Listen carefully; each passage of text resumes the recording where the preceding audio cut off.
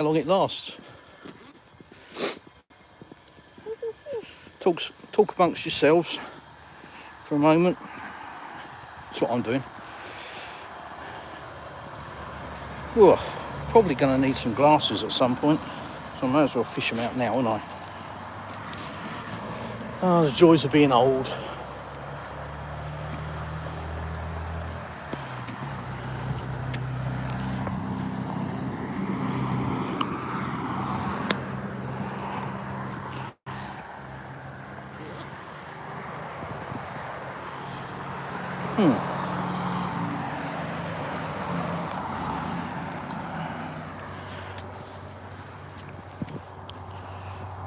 Bear with people. You just hold that. Yeah.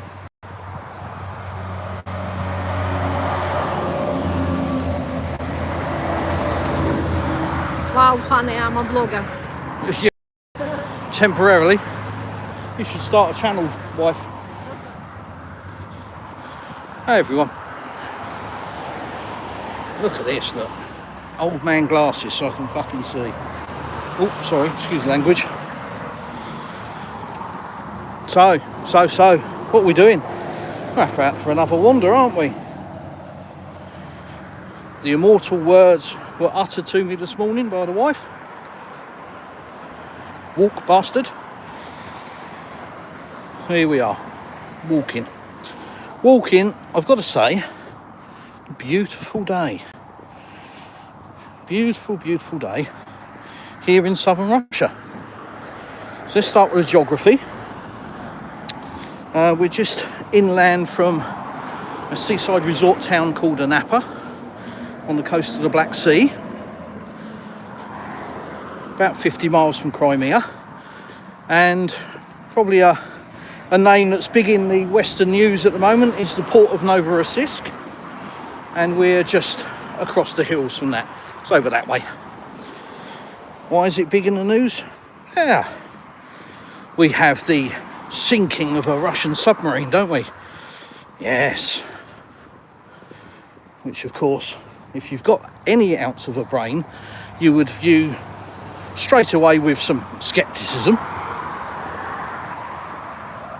And you'd be right to do so, because as like all the other narratives, you know, Zelensky in Pokrovsk, you know, all of the stuff, I could go on and on and on, can't I, all day over the last 4 years of various Ukrainian successes, which have all turned out to be complete bullshit. And yes, once again, the sinking of the Russian submarine is complete bullshit. Yes, they sent a drone into Novorossiysk. Yes, there was a big explosion, and that was a result of the sea defences attacking the drone and blowing it up, not as a result of it hitting anything other than the bottom of the ocean once it blew up. So no damage to the submarine, no damage to anything else. Now, you guys are in a fortunate position because Novorossiysk, as I say, is just over the hill from us. So we went there to have a look, and I can confirm exactly what I've just said. Nothing. Zip, zero, zilch. All a load of lies and propaganda. What a surprise. I can't believe it. Lies and propaganda coming out of the West. Russian disinformation. That's what I'm probably purporting now, I suppose. Paid Kremlin stooge. Blah, blah, blah, blah. Broad shoulders. Water off a duck's back. Heard it all before. It's the truth. And that's what you get here. Truth. Good, bad, and the ugly. Put a fence around this house now. It's for sale. A nice new fence around it. Yeah, there we go. There we go. Prodale. For sale, basically. And a telephone number to go with it. Oh, emergency services. Ambulance. Yeah, so just thought I'd debunk that load of nonsense to start with. Because, yeah, what I'm seeing in Western media, God, they're all running with it. Oh, another victory. Much like this counter-offensive, apparently. Yeah. I think the easiest thing to say, guys, and I'm going to get on to the subject of how this war ends, and I'll get into that a little bit deeper. But the easiest thing to say is if you read it and you're in the West, or it's from a Western publication, just ignore it. Read it if you want to, for a laugh. Maybe it makes you chuckle. Makes me chuckle anyway. But it is complete and utter horseshit. And it is on a delusional level now. It is beyond any rationality. We had some air marshal in Britain coming out telling everybody they've got to prepare for war. Prepare, you know, your sons and your daughters need to prepare for war, to go and die. I mean, it beggars belief. It really does. In what world is Russia going to attack England? In what world? In what planet?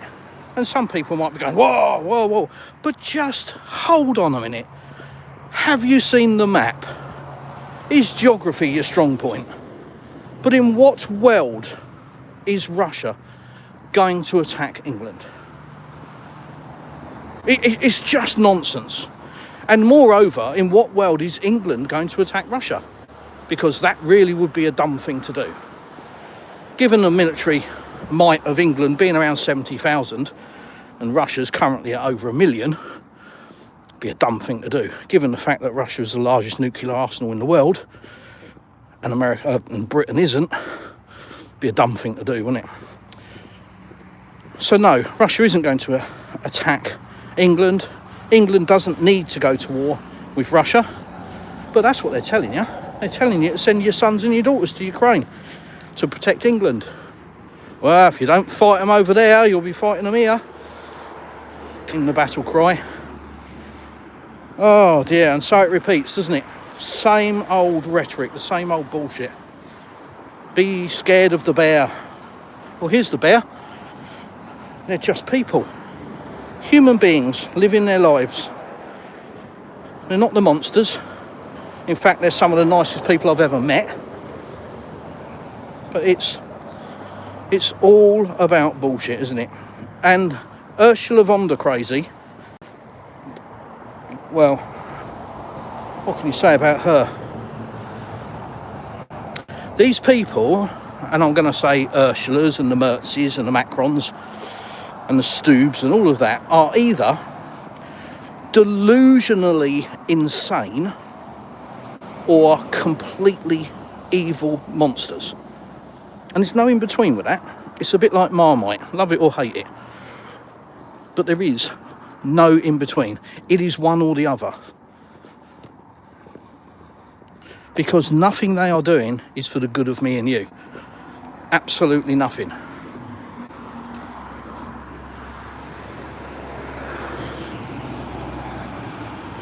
It is all about lining their pockets and also covering up their mistakes. Ursula in particular, she's a walking mistake, that woman. Say a mistake, that's the polite way of putting it. Corrupt, evil.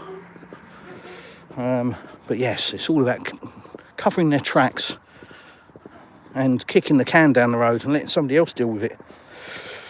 And their current plan is with Trump, isn't it? Because, as I always have said, Trump is a very weak leader. There's not a lot of substance to the guy. He's surface deep. Makes big, dramatic statements without anything to back them up. And Trump thought that he was going to make some big, dramatic statements about pulling out of NATO and Europe needs to stand up for itself and America's not going to do this and it's not going to do that. And what he was expecting, what he wholeheartedly believed, was... let me just have a look. Let me know how the stream is. I may need to make an adjustment in the settings. So let me know if the audio's good, then we'll leave it. If it's not, then I'll have to change it. But yeah, he made these big dramatic statements, and what he was expecting, what he believed, what he genuinely thought would happen was that all the European countries, including the non-elected evil bureaucrats of Ursula and co, were all going to go, oh my God, no, please, Mr. Donald, please, Daddy, please don't leave us, please, we can't survive without you, we need you so much. That's what he was expecting. He was expecting to stand there with his chest puffed out, like he does. I'm the daddy, I'm the big bad wolf. And that didn't happen, did it? I mean, he got a little bit of kissing, got a little bit of his nuts fondled by a velvet glove, but not two velvet gloves. And you've got the German Chancellor Merz, whose dubious past, shall we say, that's politically correct, isn't it? Dubious past, I can say that. Related to some unpleasantries of yesteryear. It should give you a hint. Whose dubious past has set him on a path of absolute Russophobic insanity. His policies have failed so badly. He is completely destroyed. Not completely, he's still having a go at finishing it off, but he's pretty much completely destroyed Germany's industrial base. Volkswagen are shutting a plant for the first time in 88 years. In Dresden, of all places. Volkswagen. Yeah, that's Russia's fault. Russia done that. Oh, okay. So the deindustrialisation of Germany has got nothing to do with blowing up Nord Stream and then carrying on from there, is it? No, of course not. No, Merz, all your policies are absolutely fantastic. Putin's fault. Putin done it. We're reverting back to that, aren't we? So that's what they're doing. They're trying to cover up all of this. And it's pure desperation now. We are in the insanity phase, where pretty much expect anything. Do not be surprised about anything. And that includes declarations of war and blah, blah. Now, the reality is, these idiots are writing cheques that their body can't cash. Shall we go that way, wife? Yeah, fine. For a change, let's go up there.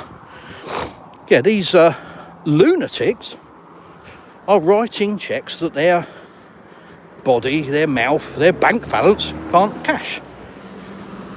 Aren't they? So, what's the reason then? You know, are they really that thick? Are they really that delusional, completely devoid of reality, that they actually believe that they could go to war with Russia and win? Is that what they genuinely believe? Or is it something far more sinister? Again, you know, you decide. But there's no positive there. There's two routes. Delusional and evil. You just got to pick one, because there isn't a third option. Now, what they're going to do with Trump, because he's weak, is they're going to do what they did to him in the last term. We're heading towards the midterms. So all the peace proposals, which we'll get to, are, well, you know, people say, oh, they've sabotaged this peace proposal, or this peace proposal is very nearly there, and blah, blah, blah. It's all delay. It is like a shitty solicitor slowing down a house sale.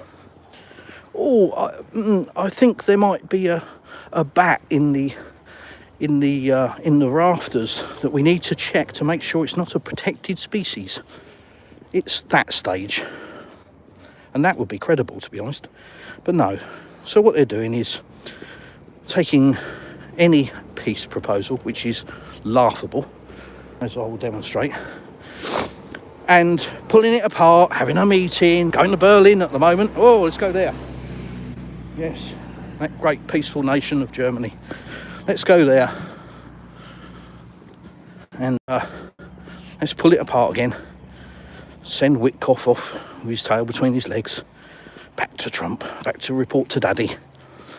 Daddy will go, oh, it's not right, and right, okay, we need to change our tact. Right, Russia bad again. So Russia will be bad again as soon as Witkoff goes back and reports. And what for? What's the purpose? There's no real purpose other than time. That's all they're doing. Running the clock. Because the American midterms are coming. And if they can just get to the midterms, if they can string all this nonsense out long enough to midterms, about the summer, then they're heading to midterm elections in November. And then you will see, just like last time, European interference in American politics. All of these countries will, including Britain, will interfere with American politics like they did last time. And that's been proven. So I'm not making stories, I'm stating fact, readily available.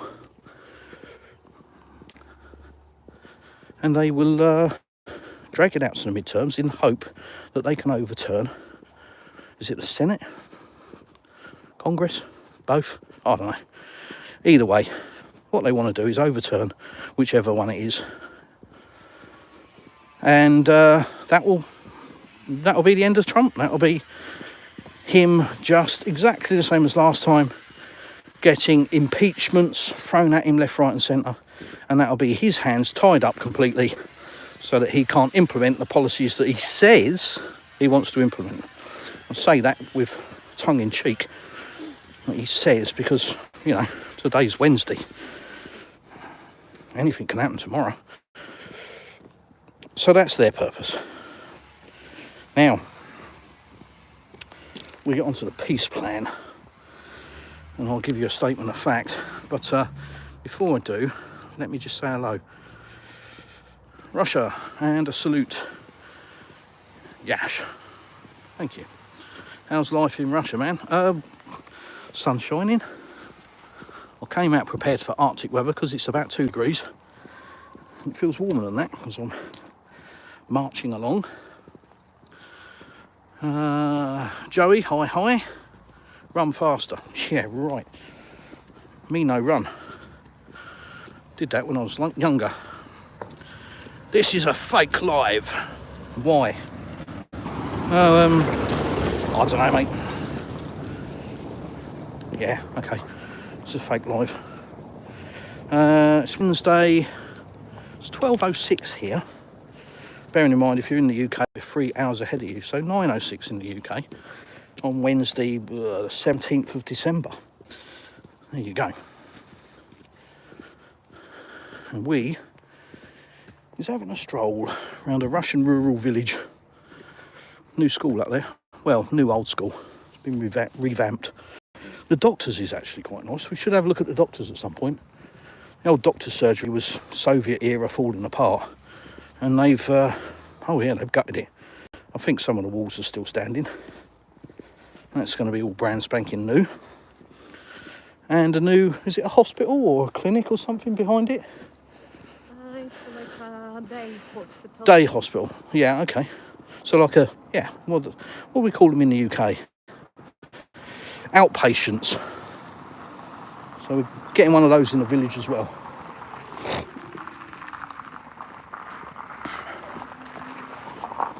Interesting wall, that. So a bit of building. Where was I? I was reading some comments, wasn't I, before I got onto the peace plan and what will end the war. Stay tuned. Hi, Joey. Said hi.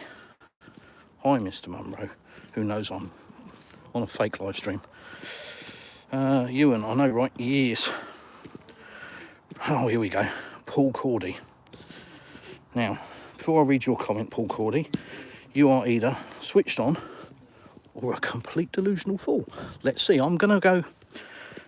Today, I'm going to try and just put things into 2 categories, just to take the ambiguity out of stuff. So let's see where you are, Paul. Let's read your comment Russia will attack a NATO country, and that means that will involve the UK in the war. Yeah, so the delusional fool comes into play with Paul. Bless him, bless his little cotton socks. Never mind. Oh dear. It's time to get out of the basement, mate. Time to catch the mothership on its flight back to Earth and reality. Happy to debate that with you in my Telegram group, where I have the time and the ability. But yeah, I mean, it's just nonsense, mate. I mean, yeah, you might as well say that next week I'm flying without the use of any mechanical vehicle, and I'm going to fly around the village for a couple of free laps whilst my ears are growing. Yeah, means the same. Yes, it's not the people, it's the government, correct. And as we discover, sometimes the people get fed up with it, don't they? They've got fed up with it a little bit too late in Bulgaria, but they've protested in Bulgaria and the government's resigned, hasn't it? So Bulgaria is governmentless at the moment. However, before the people got their act together, which is always the way, they always do it too late, and the damage is usually done, and then they all run around going, oh, and it's like, well, you knew this was coming, so why didn't you act? Oh, well, what can I do? What can I do? Well, Bulgaria has shown what you can do. You organise and you protest. That's what you do. Oh, there's no point. What's the point? Well, if that's your attitude, take what comes. Let yourself be run over by it. Anyhow, Bulgaria has kicked off. No government, but they're already on the path of destruction. That path being joining the EU. Now, there are calls to abolish the EU, but the globalists won't allow that because that's the end of them. So, no matter what, they will continue to pump the chemicals into the dead corpse and apply the makeup and tell everybody that it's not dead, it's just resting. Same with the EU, the euro. The best thing that could happen is that the euro disappeared. It's the best thing that could happen in Europe. Certainly one of the best things, so that countries can get their sovereignty back and they can get their national currencies back and they can be in charge of their own destiny. And all of these evil people that lead these countries will no longer be able to hide behind the EU and the EU rule of law. So if all of that disappeared and everybody went back to sovereign, then people would hold their governments and their politicians to account. Whereas at the moment they can't, because these bureaucrats, these monsters, just run to the EU. Ursula, please. And Ursula says, I'm the law. You are part of the EU and we make the rules. And you will do what we say, yeah? Yeah. Yeah, and now she's got the person that she hates the most, Merz, backing her up. We together, stand strong, yeah. Yeah.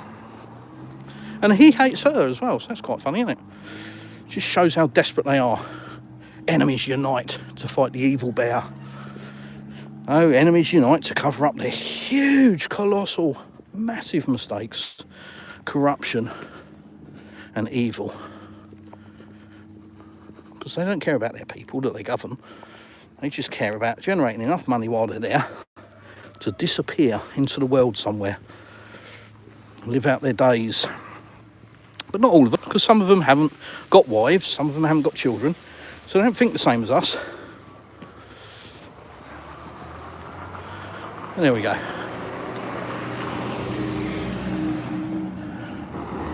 I guess Ursula's married.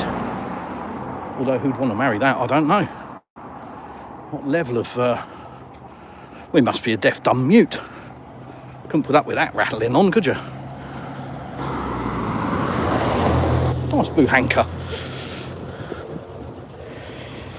So yes, I'm on a bit of a rant this morning. I don't know if you noticed. Ultimate four-wheel drive vehicle, the Buhanka, the bread van, loaf of bread. Go anywhere. Yes. So now we're on to the peace plan. Is it the 28 points or the 27 points or 25 points, 20 points, 18 points, 99 points and a chicken and my last solo? Yeah, who knows? But there is no peace plan. There's just a delaying tactic by the West to continue on the path, hoping that something might happen. Let's hope that something might happen. I'm sure it will if we wait long enough. 4 years in, sanctions package number 20. Yeah, but it's got to start working sometime. It must start working sometime. Yeah, said that on year 3 and year 2 and year 1 and right at the beginning. Oh, and don't forget that, well, Russia said it'd be over in 3 days, which they never did. Yeah. There we are, talking shit. Anyhow, they've got this peace plan, haven't they? Which is all cinematic. It's just for show.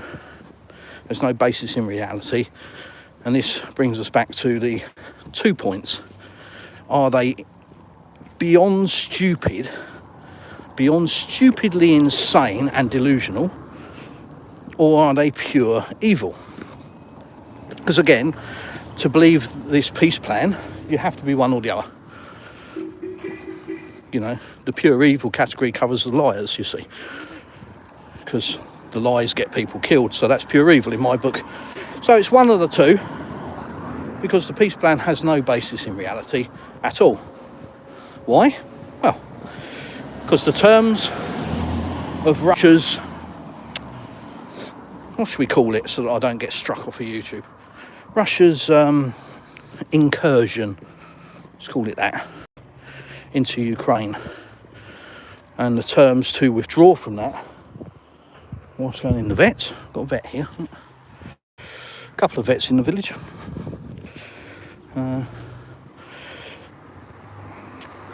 But the terms haven't changed at all. In fact, I would argue that they've got more stringent as the years have gone on. Because in the beginning, there was heaven and earth. And wrong speech. In the beginning, there was a negotiated and agreed settlement with Ukraine, which Zelensky put his pen to. But they didn't ratify that agreement, and along came Boris the Bullet Dodger. That's probably a good name for him, actually. Boris the Bullet Dodger always manages to avoid getting caught and held to account. But along he came and scuppered the plan, didn't he? Yes. And that was the best option that Ukraine had. And that was talks about Crimea. That was Russia withdrawing from the Ukrainian territories. All of that. That was the best option that they had. Since then, it's just got worse for Ukraine. Now, why is that? Well, the West would have you believe that Russia obviously is so completely stupid, and the Russian government is so completely stupid that they are losing on the battlefield, and have been for the last 4 years, bear in mind, which is interesting, because if, I'm just going to divert myself a bit here, if Russia, according to the West, said that they were going to end the war in 3 days, and they can't, what's Ukraine and NATO been doing for 4 years? Interesting. Anyhow,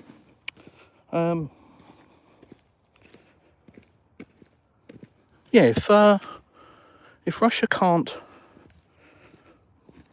win that war in the time frame, and lost my train of thought a little bit, bear with. In Ukraine, oh dear, this is the trouble, you see. When you get old and senile and you get distracted, it's like Dory in Nemo. Oh, look, over there. That's me. I see something, go, oh, what's that? I forget where I am. Anyhow, the peace plan. Yeah, so we got this joke of a document that's been created by the West. Somebody tell me in the comments where I was. Maybe it was worth finishing. Got this joke of a document, which is altered by time, but ultimately, the terms that were given to... There you go, I'm back on track. The terms that were given to Ukraine at the beginning were the best they've ever had. They've got worse, not because Russia is losing. That's not how it works. That's not how the game works. You don't start talking from a stronger position from an actual position of weakness.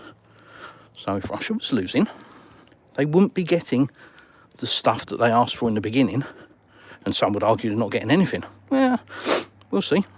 But they wouldn't be asking for it because they'd understand that they were losing, and they would think, well, we chanced our arm with the first agreement, but now we're losing, so we can't really ask for that anymore. We've got to come back a little bit, haven't we?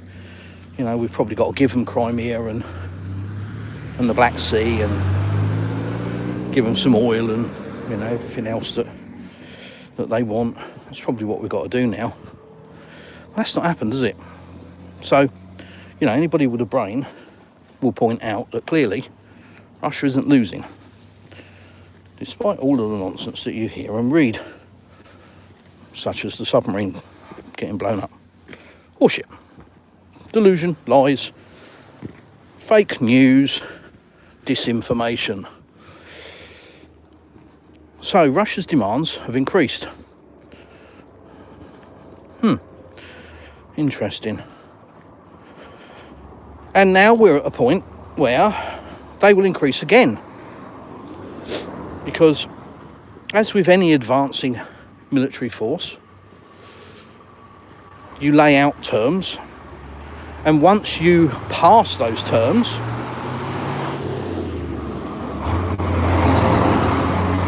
oh, the mighty Kamaz.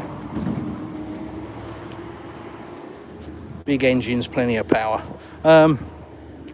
Yeah, as with any advancing military, once they obtain their position, then they have to add a plus, don't they? And if you look at Alex Christoforou and Alexander Mercouris, they've coined the term Istanbul Plus, which was the Istanbul Agreement, and now we're plus that, because they've gone past that.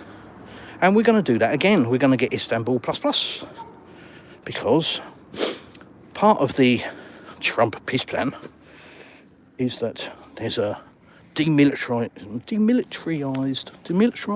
zone, yeah, that DMZ, and that means that the Russian troops will freeze their line of contact now, and the 20% that's left that Ukraine is still rattling around in, they will potentially pull out of that, and that area will stay soldier free. Well, that's not happening. Never was, never is going to.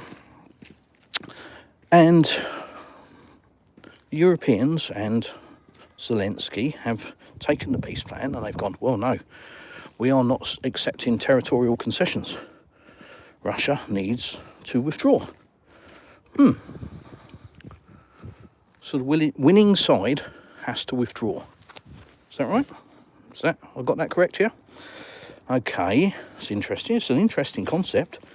And the winning side is not allowed to dictate terms. They're going to be dictated to by a bunch of half-wit losers. Oh, that came out loud, didn't it? So it's very simple. This war ends on the battlefield. It will not end around any table. Now, you can take that and you can come back to this in a few months if you want. But it will not end in negotiation. Why? Because the Europeans and the Ukrainians do not want it to. If they did, they would have agreed way back in March of 2022 with the original plan. But no, Boris and the Europeans, we'll support you, we'll go all the way. So did the Americans, yay, charge! And then we've had several attempts since then, and then each time the terms have been increased based on the reality of the battlefield. So they're never going to accept a negotiated settlement. They will only accept, despite their calls for peace, despite Zelensky saying, we just want the end of the war, we just want peace, and blah, blah, blah. It's all lies, complete fiction. So the only way it ends is on the battlefield, because these people will not come to the table in any way, shape or form. They will just continue rattling their sabres, continue saying Russia needs to come to the table. Well, Russia has got cobwebs on its head where it hasn't left the table. It's always been at the table. What European leader has rung Putin recently? None. Last go was Macron, wasn't it? Clown. So no European leaders are actually attempting to negotiate a peace. They're running to Daddy Trump. Why? Because if Trump goes, they're screwed. Have a look at the spend of NATO. $1 trillion, I think it is, a year, NATO. America's contribution is circa 860 billion. So you would argue the lion's share. So you can see what happens to NATO if Daddy pulls out. They've either got to stick their hands in their pockets and start pulling out an awful lot of change, or it collapses. Now, given that Europe is effectively bankrupt, they don't have any money, and they're just going to, well, print new money, going to come out with stealing other people's money. That's the latest one, isn't it? Old Ursula, genius. We will temporarily freeze in perpetuity the Russian assets. So you've stolen them. No, we've temporarily in perpetuity frozen them. Yes, you've stolen them. Okay. Just speaking layman's terms, theft, taking of somebody else's property. Now some would say it's justified. I don't know how that's justified, but anyhow. But two can play that game, and this is the story that's not talked about.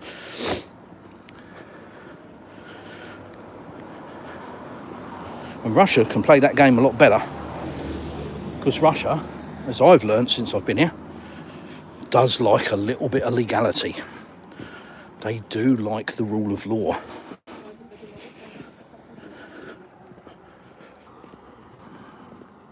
So Euroclear is foobar, ruined, in the poo. And all of that is going to come crashing down, and ultimately the likes of me and you, EU and British citizens, will end up footing the bill in the form of higher taxes. And I said this about 2 years ago.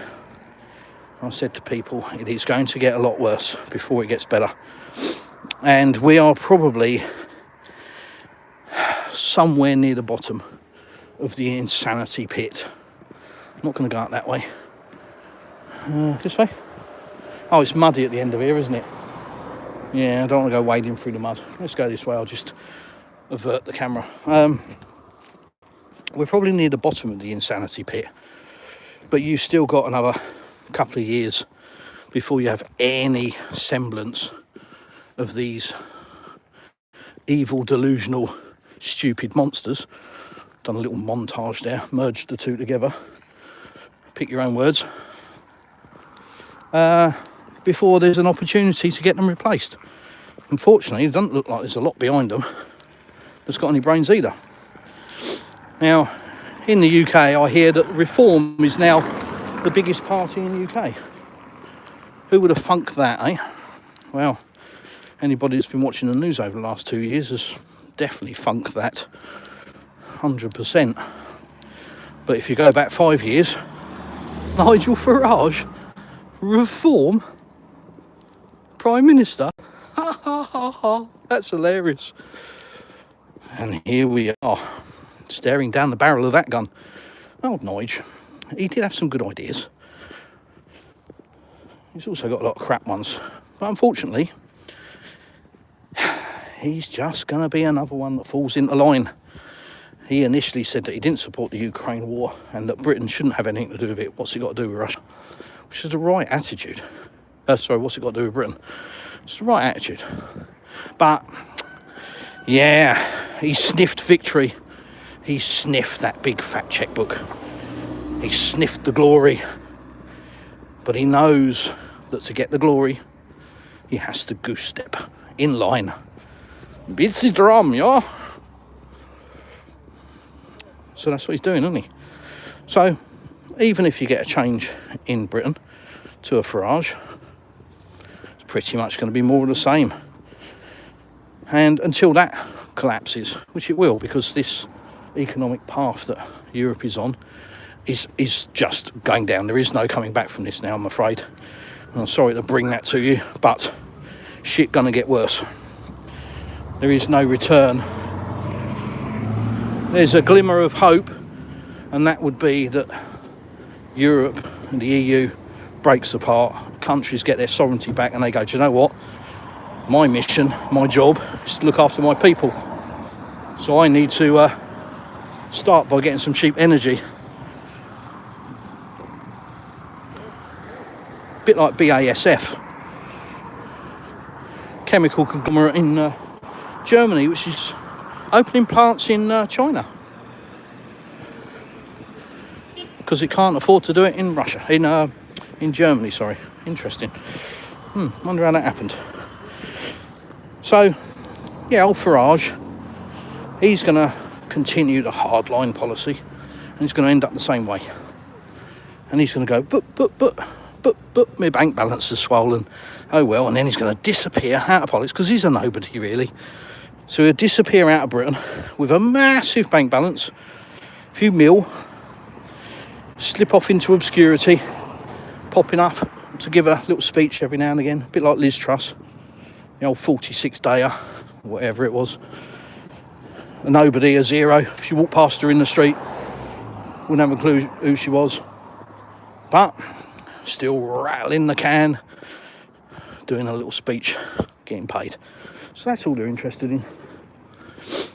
So until that collapses, which is what? Well, 4 years as a minimum. That's Britain kind of in the toilet, really, financially, and that means you lot and me and tax. And then you've got Europe. Well, there is no saving that, because unless those leaders come out and say what I've said earlier, we need to put our country first, our people first, and we need to get back to some cheap Russian gas and cheap Russian oil piped directly rather than sailing across the ocean from the US and paying 3 times as much. And then we can start rebuilding our industry, which would be obviously a bit of a reverse gear. They're over. It's game over. Game over. Depressing, isn't it? Sometimes, I mean, I look at this stuff every day, a few hours a day, every day. My wife will tell you. And sometimes I just think, I'm living in a simulation. It must be some kind of craziness. And what's the point? What's the point in doing my channel? What's the point in wandering around talking about this crap? And sometimes I just think, I just won't bother anymore, delete the channel. And then the wife says, walk bastard. And I think, well, I hate walking. So I'll turn the video on, turn the live stream on, see what happens. Cures the boredom. But what it does do is present a live feed from southern Russia, 50 miles from Crimea. The blue sky and the sunshine. Showing you roads, cars, because talking about VW, because you know the narrative in the West is that this is a backwards state, falling apart, destroyed, no money, no nothing. So rather than try and refute that with words, just turn the camera on, let you make your own mind up. New house in there, look. Got a winter extension on the back of it. Getting ready for winter. Lots of building work, as always. Loads and loads of stuff being built, especially down in the Napa. I want to go down and live stream from a Napa, but unfortunately the internet is hit and miss because the nasties next door keep flinging stuff. So Russian electronic warfare, if you like. They just turn the internet off and only certain services, because they can be very selective about what works and what doesn't. So the banking system works, for example, and the Citizen's website that's linked to the government called Gossaslugi, that works. So there are certain things that work, and then there's other stuff that just doesn't work. Even though you've got full internet signal, it's just switched off. So live streaming in a Napa is challenging. I could have done it last night. Went down there for coffee and it was obviously turned on because YouTube was flying. So I could have live streamed, but I've got to be honest, one, I couldn't be asked, and two, it was chuffing cold. Chuffing, good British word that. Discovered an English speaking club in the Napa. I might pop along and say hello, see if I can have some friends. Because I haven't got any friends. Poor Englishman here. No, I just like talking to people. So, and if I can go to something like an English speaking club and be of some use, I'm happy to do it. If I'm of any use at all, and if I'm not, then I won't bother. It's fair enough, but perhaps I can go there, and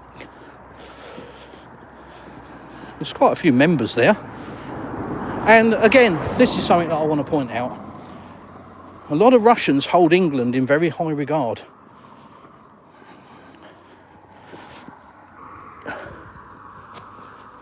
And that's a bit of a mystery to me. But that's all propaganda from the West. It goes back decades. When, maybe the propaganda that the West was wonderful and Russia was shit. Maybe that might have been true. It's not anymore. But, the old habits die hard, as they say. So England is still held in very high regard. And I think a lot of Russians just don't see or understand the actual reality of England now. That it isn't the beautiful green garden where everyone lives in a castle. It's not that. It's got its own set of problems, and they're pretty severe. Anyhow, I've ranted, haven't I? I've gone on one. Decided to go on a mission about Daddy Trump and the piss plan. Anyhow, let's read some of your comments. Time. Bloody hell, I've gone on around 12:38 here. Moscow time, that is. Got a few bits of rebar lying around. Let's pick them up. Chuck them off. No, I'm just getting them out the road. So if a car hits one, it'll flip it up. That could go bad. Obviously a truck or something's gone along here and they've rattled out the side. Bits of rebar for foundation. Found 4 of them now. Anyhow, let's have a look at your comments. Put my old man goggles on. Oh dear, have I got to go back a long way? Oh yeah, no, not too far. Paul Cordy was the last one, wasn't he?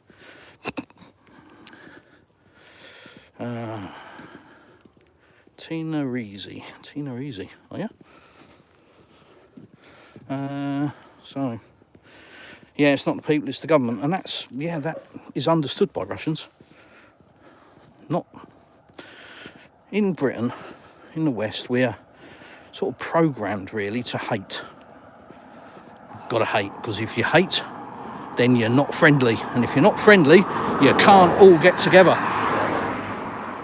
You can't band together and complain. You're too busy fighting each other. So we're programmed to hate the French. The French are blockading the ports. The bastard French. Frog's legs. Week after. It's the Germans. Germans. 1966. 2 goes at the World Cup and we've beaten them both times. You know. Yeah. So that's what we are. We're programmed to hate, and we don't understand when people tell us that the rest of the world ain't like that. We think we live in the greatest nation, the fairest nation, the most honest nation, the most this, the most that. And it's only when you come out and look back in that you go, hang on a minute. This isn't sounding exactly accurate.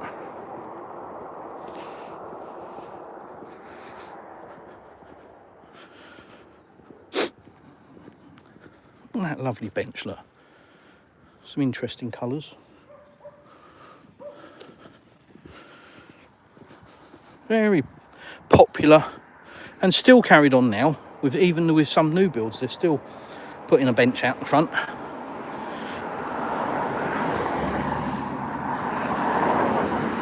How often do you sit out the front of your house, chat with the neighbours and passers-by? That's all a bit muddy. Where do you want to go, wife? That way. Yep. Okay, let's go down this way.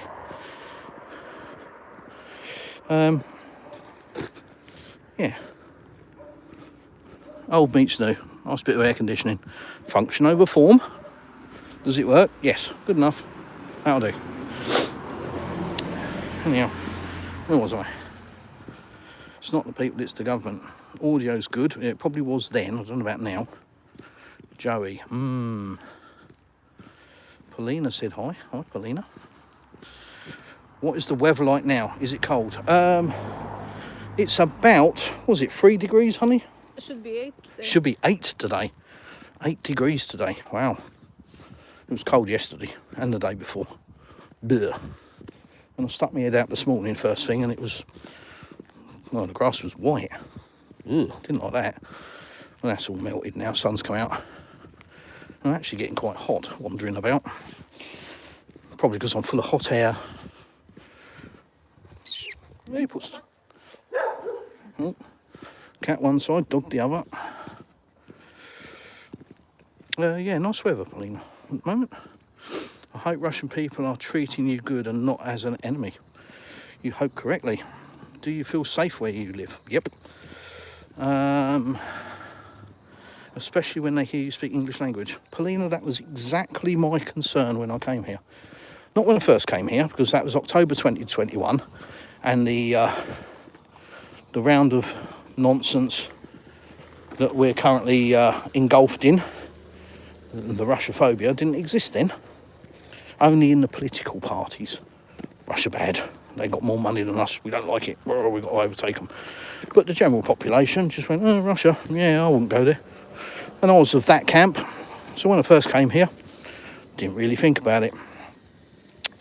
But then when we came back and we were deep into the current conflict, that was the attitude that I came with.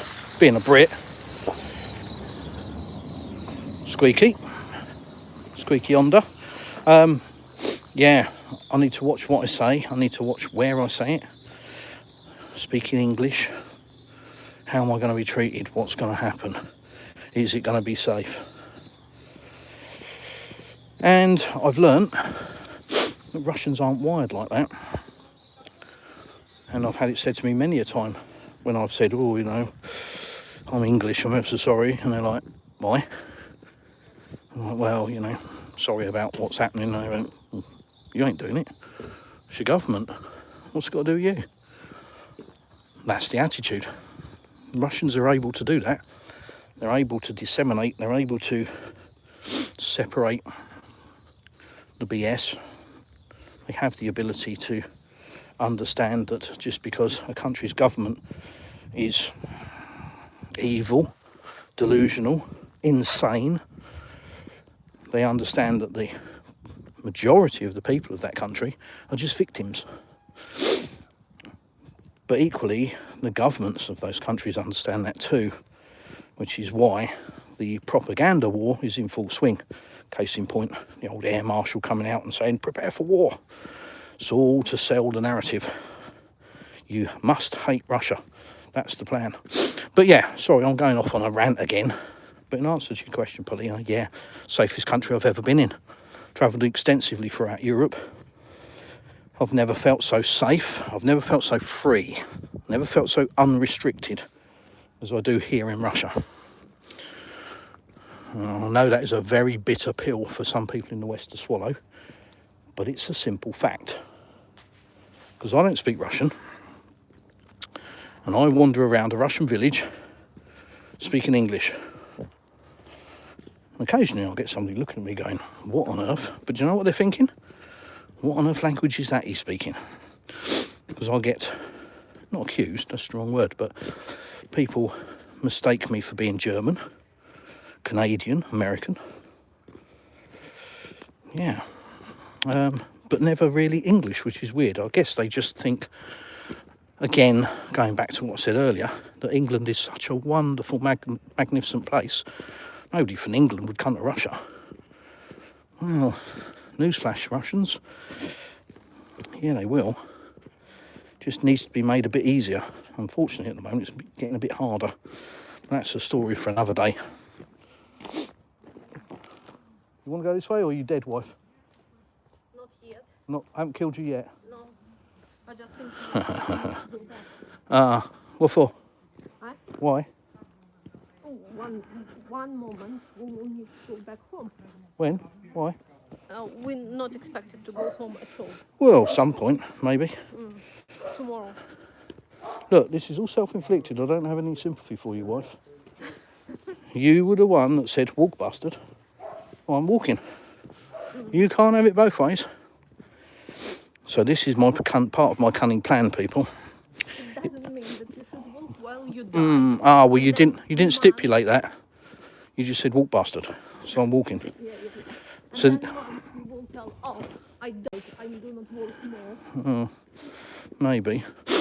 But yeah, part of the cunning plan. See, us men, we've worked out over the centuries that there's no point in putting off a job that the wife wants you to do, because the nagging never stops. It will be, come on, I need this doing, can you do it, and you're going to do it anyway, so you might as well just get it done, haven't you? We've learnt that. But what we've also learnt, if I can speed up a bit, she won't hear me. What we've also learnt is that if we do the job and we do it really badly, they won't ask us to do it again. Can you set the table? Yeah. Set it with what? And you put the milk on, and the bowls, and the spoons, and it's 6 o'clock in the evening, she's dishing up a roast dinner. She looks at you going, what am I doing with that then? Oh, you don't ask again. A bit like decorating. Can you paint the bedroom? Yeah. And you paint it red, and you get paint everywhere, and you spill it on the carpet, and you get it on the wardrobe, and maybe one of her shoes gets a coating. Never ask you again. Oh, we'll just get a decorator and get the job done properly. Oh, okay then, honey. And it's the same with this walking theory. Walk, bastard. So I walk, not until I'm dead, until the wife is. Because then she thinks, sod that, don't ask again. It's a good plan. It's a good plan, but it's probably executed with Neolithic incompetence, which we'll see. Anyhow, back to the questions. Make me dead. But yes, Paulina, I don't have any issues. Pancho, Lee Harvey Oswald, oh blimey, here we go. Was a Westerner that admired Russia. Wonder what atrocities you're about to commit. I wonder what atrocities I'm about to commit. Yeah. Well, I'm just a man in love with a girl. Oh, sorry, wrong film. Just a boy loves a girl. Yeah. Yeah, no, mate. I'm just an Englishman wandering about, happily retired, wandering around in the sunshine, enjoying his life, really, that he's worked bloody hard for. A lot of sacrifice in my life for work, so I'm enjoying my final days. Avocado, want to hear a joke? Yeah, sure. Phileas winning, question mark. Yeah. Well, not losing, are they? Because the only incursion into Russia was the Kursk incursion, wasn't it? And that's all gone quiet, isn't it? Funny that. So, what part is Russia not winning at? I'm interested to know.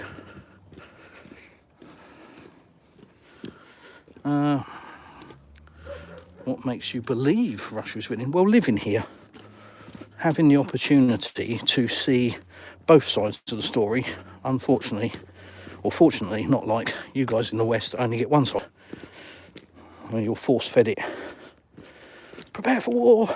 Russia's going to invade. Russia's going to go to war with us. Russia. Rah, rah, rah, rah. As I said, have a look at the map. What's the chances of that? 0. However, NATO decides to come and attack Russia, everybody dies. So, you know, maybe they are stupid enough to do that. Maybe they do believe that they can win. I don't know. But no, living here, having the ability to see both sides of the story and use critical thought, and also seeing an awful lot of stuff. When we were told that Russia was running out of missiles, do you remember that one? What was that, a couple of years ago now? Just need to carry on supporting Ukraine a little bit longer because Russia's running out of weapons, running out of missiles. It's nearly over. And now they're saying Russia's strikes are intensifying, getting bigger. You can't have it both ways, can you? It's one or the other, isn't it? Surely. Anyhow. 18 months more, then Russia will collapse. Yes. Just need another 18 months. Yeah. So, just think about it logically. In the beginning, NATO, Ukraine were at its strongest militarily, and Russia was at its weakest. Yeah?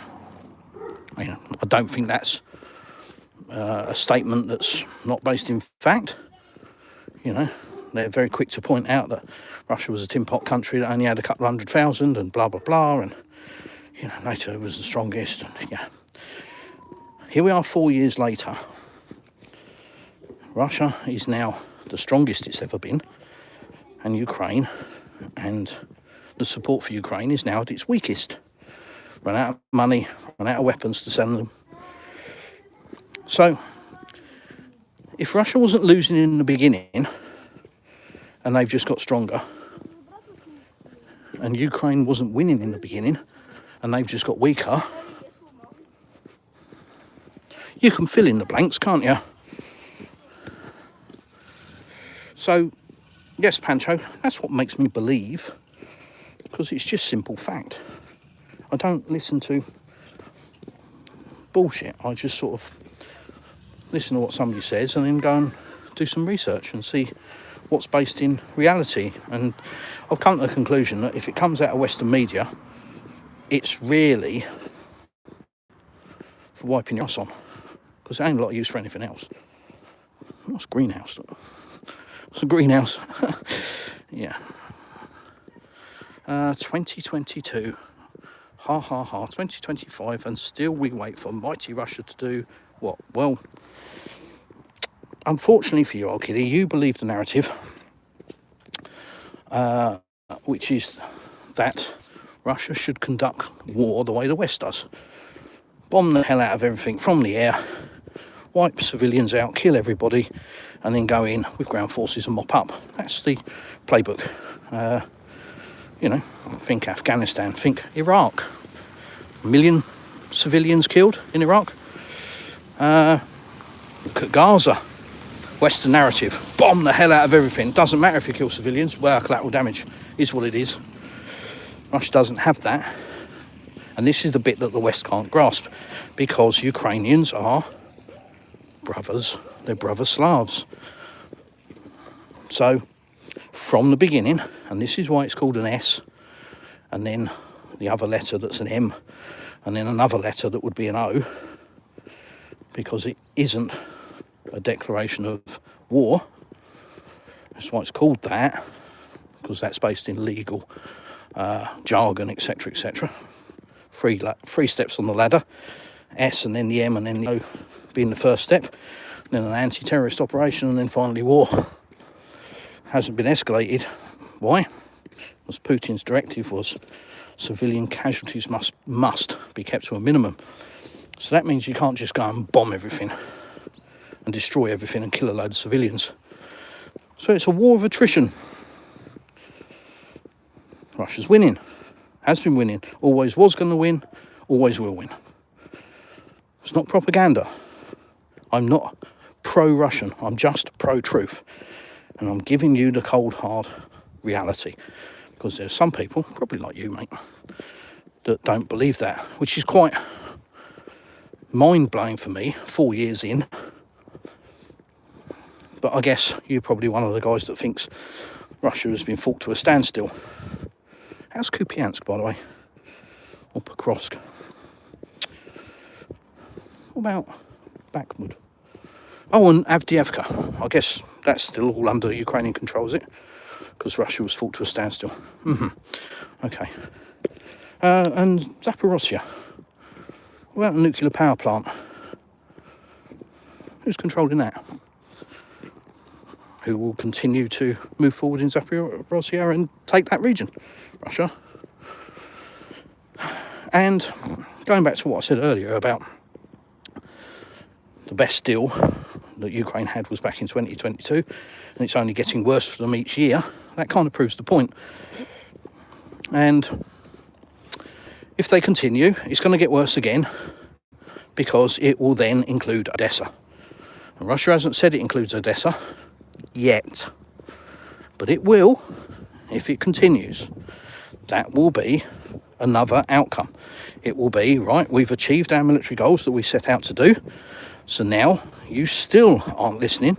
You still insist on confronting us. You still insist on 800,000 army to fight Russia. You still insist on NATO. You still insist on all of this crap. So you ain't listening. You haven't learnt. So guess what? Odessa is coming home. And that'll be the next one. Mark my words. Won't be long. But anyhow, ha ha ha, Filius. Alexei, privyet. Yes, I did have a look at that, Alexei. Looks awesome. Looks awesome. I've got one to send you, actually. I will send you a link to a hotel that we've stayed at a couple of times. I'll send that to you later on Telegram. Filius, you rattle more than anyone. Oh, Filius, you've hurt my feelings. Unknown Tango. What do you think of what's happening with NATO? What's your perspective, mate? It's on a path to destruction, which really is the right thing, because it shouldn't exist anyway. It was always understood, agreed, that NATO would disband once the Cold War ended, because NATO was only allegedly there as a reaction to Russian dominance. And when the Berlin Wall came down and when there was an agreement for Russia to withdraw from Germany and for Germany to be unified, that agreement was also that NATO will not expand 1 inch further. That didn't happen, did it? No. Because, unfortunately, as is often the way with ignorant, arrogant people, they mistake kindness for weakness. And they took Russia's kindness as backing off as weakness. Aha, Russians are weak. Aha, we can take them. We can overthrow the country and we can break it up. Kaya Kalas. Da, da, da. We can break up Russia. We can steal all the resources. They'd be ours. We'd be rich. Rich, I tell you. Rich beyond our wildest dreams. Rodney U. Plonker. No, Del Boy. This time next year, we will not be millionaires. We will be bankrupt. Ooh, ice there. Holy shitballs. Mm-hmm. Be careful. Yeah. I do not need the body. No, I nearly went base over apex. Arse over tit, as we say in the UK. So yeah, Unknown Tango. NATO should be disbanded. It's supposed to have been disbanded. There is no purpose for it. It is not a defensive alliance. It has never been a defensive alliance, apart from when it was first conceived, maybe. But that was probably with bad intentions anyway. Yeah, ask Yugoslavia how defensive NATO is. So, there is no need for it. It is an aggressive alliance. And if countries actually work together and got along, you don't need that.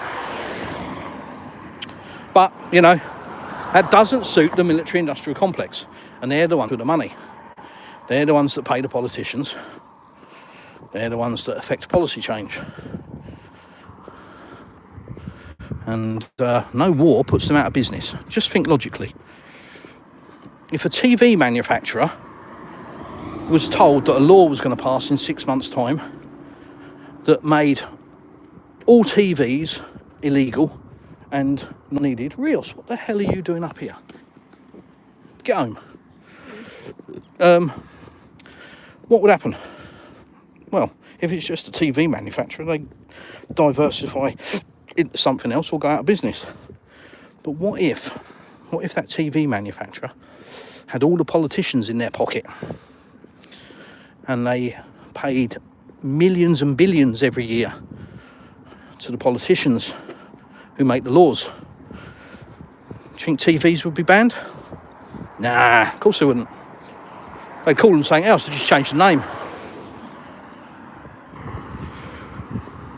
So, like I say, until there is some drastic change in leadership in the West, it's only getting worse.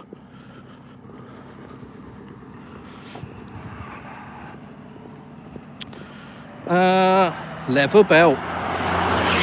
Greetings, how are you? I'm very well, apart from I'm walking, but I'm all right.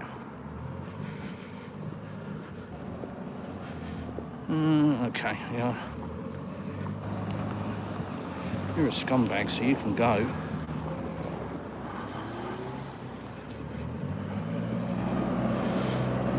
Yeah, got rid of him. He's a worthless piece of shit, that guy.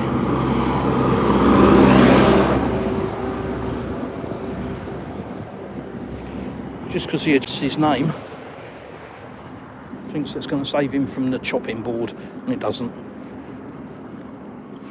Doesn't even know what he's talking about. Muppet. Anyhow. A home in Mother Russia. Morning, sir. How the devil are you? Check out Glyn's channel, A Home in Mother Russia. He's building a house here. I'm a crazy man. An Englishman living in Russia and has been for many years. Very knowledgeable about the country.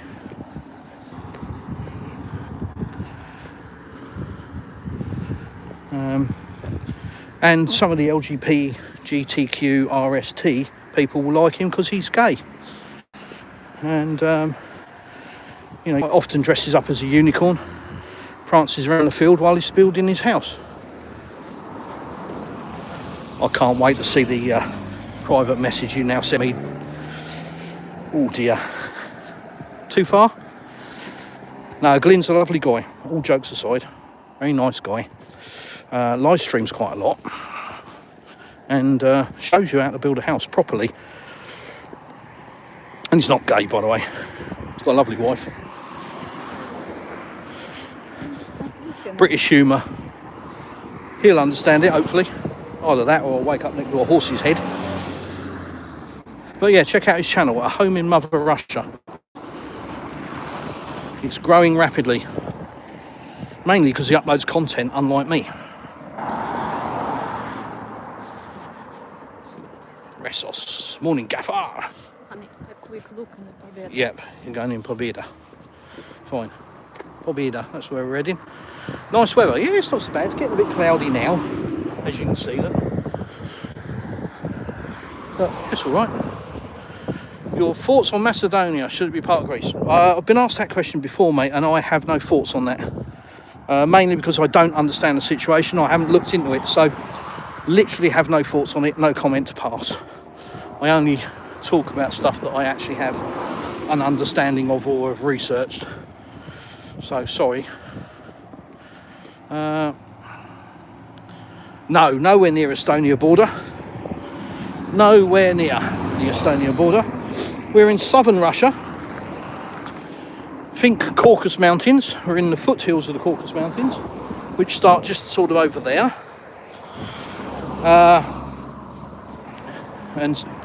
And head on down south, the mountain range of the Caucasus, down towards Georgia, and into Georgia, in fact. But no, we're in the region of Krasnodarsky Krai, which is one of about 90 regions in Russia, I think, somewhere around that. And a very large region, but not the largest.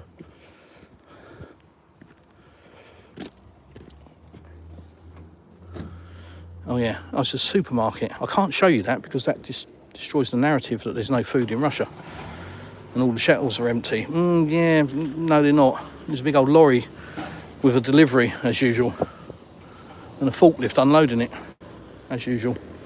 So I can't show you that because the Westerners will go pop. Can't be true, can't be true. Must be a movie set, must be fake.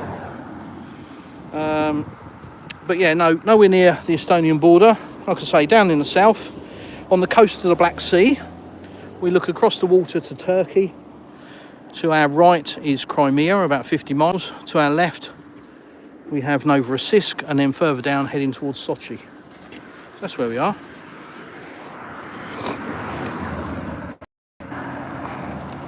Ural Brit.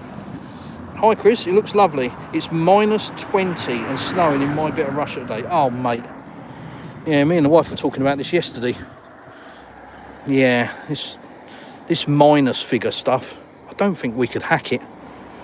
I think I could have done when I first came to Russia, because I come from Britain where it's just cold, damp and miserable most of the time. But now in this region where we get 300 days a year of sunshine, and most of the time I'm walking around in shorts, going to a minus, especially a minus 20. Oh, no. Just no. It's just rude, that is. What's that? X-Trail? Oh, RAV4.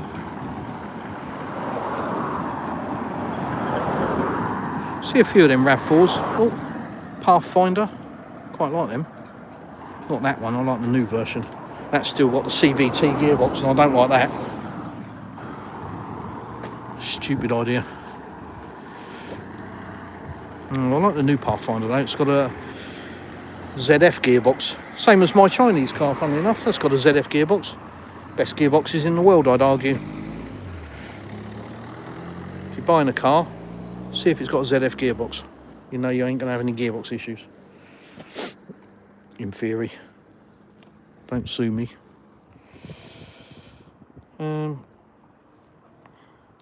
Yeah. And there we are. Do you want... Yes, don't know. I think that died, didn't it? My attempt to show you inside one of the supermarkets here in Russia didn't work. Because there's no signal. Oh well. Anyhow, it was nice in there. It was warm. My wife's buying a little bit of chocolate and some dog food for a stray doggy outside. Bless her. Just going to give him a little bit of food. Make sure he's all right. But anyhow, we might be back, but I'm at the far end of the village, so signal is... Well, it's a little bit ropey.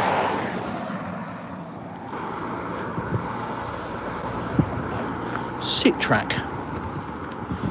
500 horsepower. Trucks out here are powerful. There's none of this namby-pamby-pansy stuff that the trucks have to fill up with daisies and blow bubbles out the exhaust. Nah, just have a big old unit that tracks along. None of this. Be good and stay at 56 miles an hour. Yeah, see you later. That goes out the window too. Got to get on. Don't know where that's made, but there's quite a few of them floating around. Sit track. Maybe a Chinese vehicle, I don't know.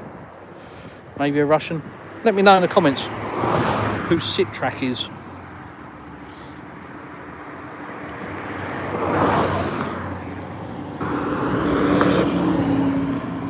That's Russian, I think. Russian bus. One of the many bus services. And the public transport is, well, frequent and cheap.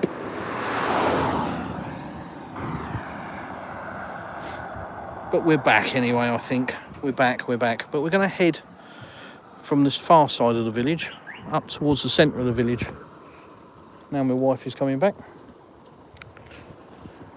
And she's discovered that going indoors for a while means that coming back outside is cold. Oh no. Look, fresh laid bit of concrete and some doggy has decided to wander all over it. Look at that. That'll piss you off, won't it?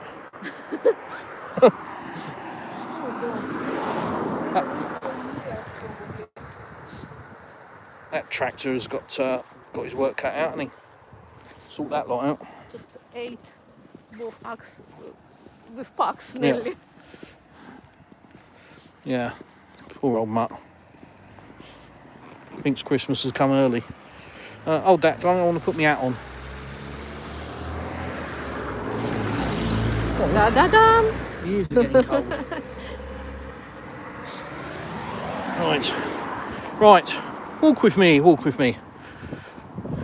New build, still a new build. Hasn't progressed since the last time. Probably waiting for better weather now. It's watertight, so good enough to get it through the winter, and then they'll resume work in the spring, I'm sure. Bit of land for sale, probably. And yeah, we're going to head back towards the centre of the village. Can I get a coffee? I think I can, can't I? Yeah. Got a new coffee shop, haven't we? And a few in the village.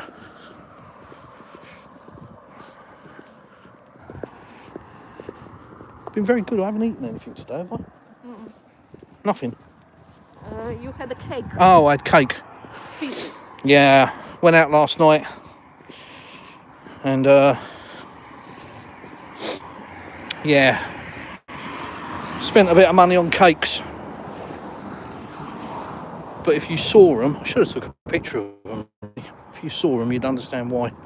Oh my God, cakes here are bloody amazing. So yeah, spent a few quid on cake. So I think it was only fair that I have some of it this morning, which I did. And that's it. Apart from that, I've been good, so I'm going to have a coffee.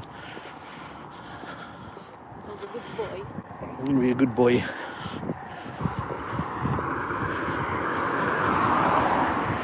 Oh, well. So. Yes, I would say talk of peace and these peace plans, forget it. The reality is it will end on the battlefield. It will not end around a negotiating table. That's just a fact. It's not me being alarmist, it's just a fact. Basically because the Europeans and Zelensky will do everything that they can to keep the war going. They don't want peace because that stops the money machine.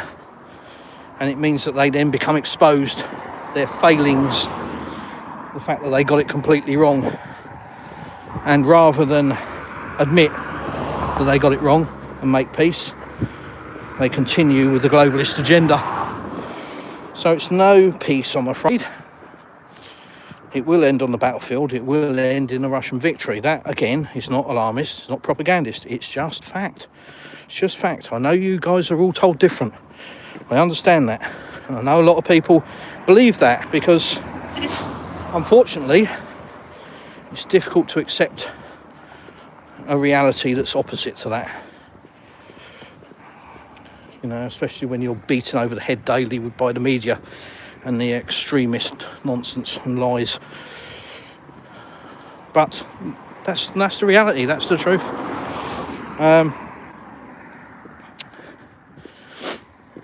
Trump will probably just get run out to the midterms because he's weak.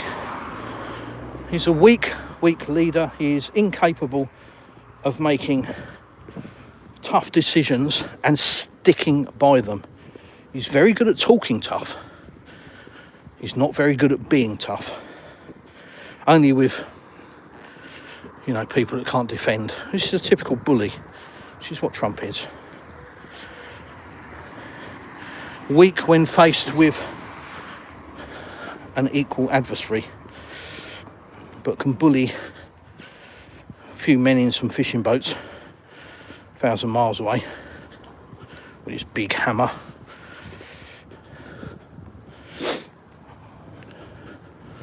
Or support a Zionist massacre. He's good at doing that because it's miles away again. It's kind of the attitude, isn't it? We'll act tough and support anything as long as it's miles away.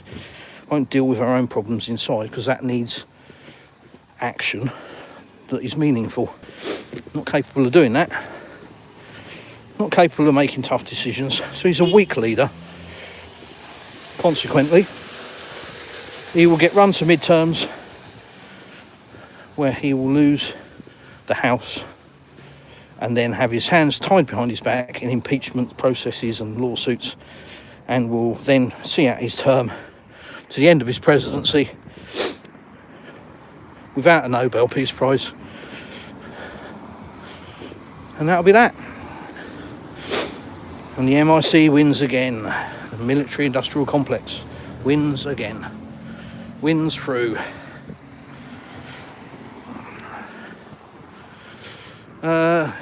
Zeddy, hello mate. You asked for a live stream, here it is. I feel sorry for Russia and the lies that spread about it. Unfortunately, one thing Russia isn't good at is the information warfare game. Propaganda. The West tells you that they're brilliant at it. That's not the case. They're terrible at it. And they don't get...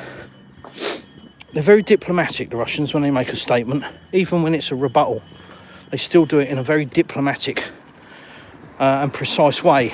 And unfortunately, that doesn't work with the West anymore. There are no diplomats in the West. There is no ability for diplomacy. And what Russia needs to do is to stop talking in a diplomatic way about peace plans, and they need to just turn around and say, listen, you lot can go and have as many meetings as you like, and you can negotiate amongst yourselves as much as you like, but, and here's the rub, we're not interested. Do not bother us anymore with your peace plans and your nonsense. These are the two choices that you have.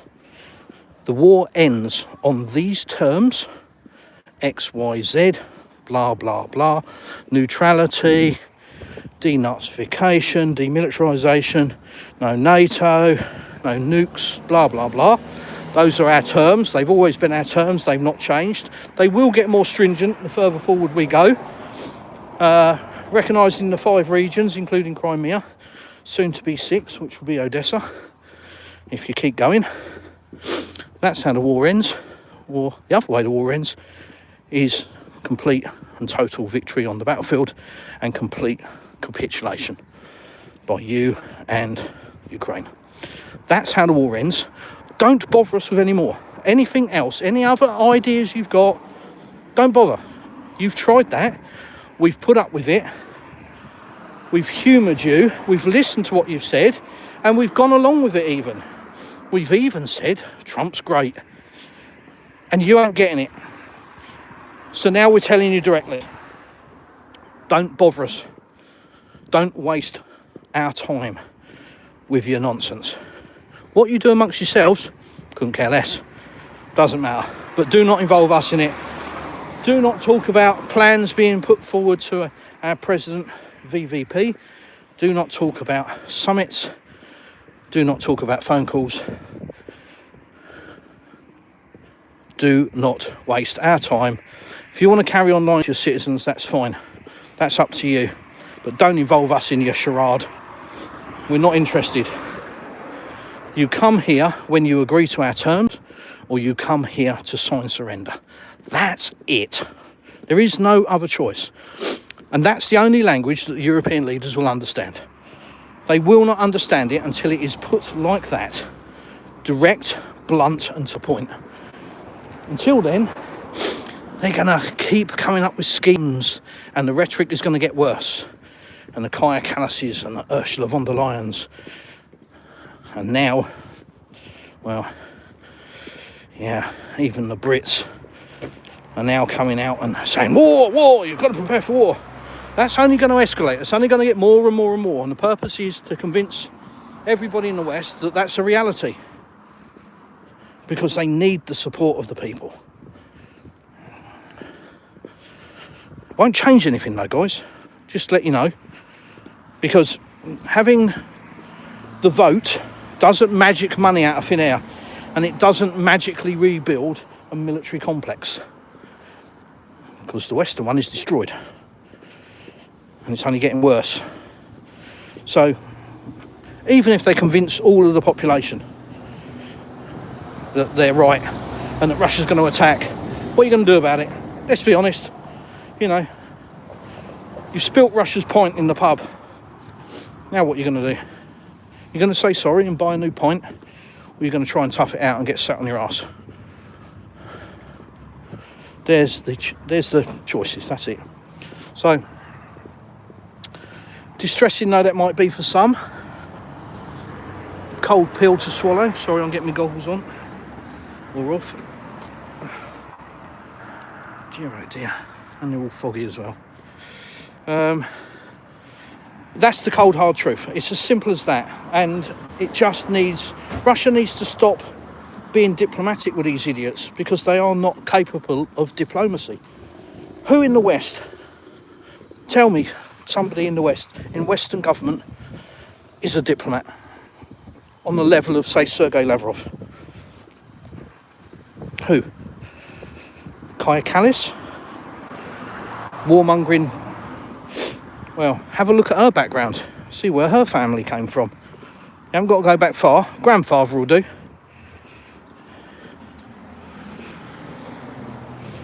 Same with von der Leyen. Have a look at her background. Seems to be a lot of connection with grandfathers. I loved my grandfather. He was family, obviously. And he was my dad's dad. And that made him special. And that's how most people think about their fathers and their grandfathers. So then you go and look at who their grandfathers were, and you might understand why they say what they say. You might not. But have a look. Humour me. If you're unaware, humour me. Go and look at some ancestral family trees of these people. See where it comes from.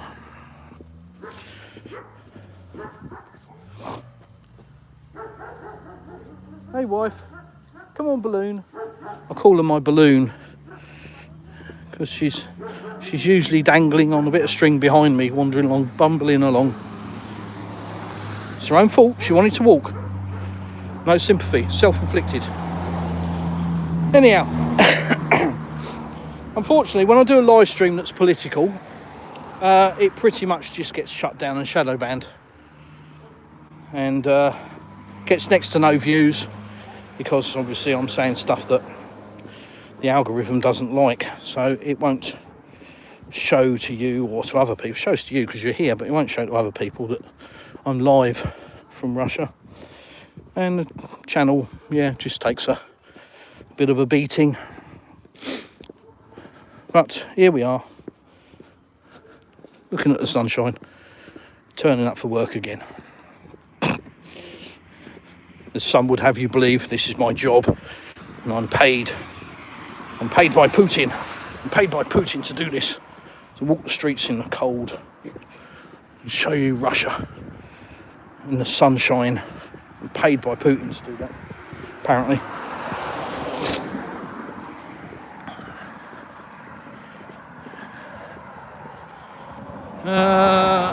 Zeddy, hope you're doing well, Chris. Yeah, I am, mate. I am doing well, and I am enjoying, thank you. Been a rough couple of weeks. Wife was in hospital for a week with that cat bite, as some of you may know. And I've been a bit ill for a couple of days, and had a lot of stuff to do, been fairly busy, and then stepson got married, so we had the wedding. Just had stuff on most days. And then I've got into a habit of being a lazy arse, sitting on the couch, which is why the wife is going walk bastard. But, you know, when the weather turns, it's not that much fun wandering around in the cold. And I'm a bit, about wandering around the village, just because I've done it a load of times already. And I want to go to some other places. I'd love to wander around Novorossiysk, but I won't do it. We were there just to debunk the whole submarine blown up nonsense the other day, just to see with my own eyes, because, you know, I want to do that. And yeah, I went there just to see that it's complete horseshit, and spoke to a couple of people, and the explosion in the harbour was the drone being blown up by the Russian defences. That was the explosion. It wasn't it hitting a submarine. So yeah, so we went there to debunk that, and I'd love to wander around Novorossiysk, show you.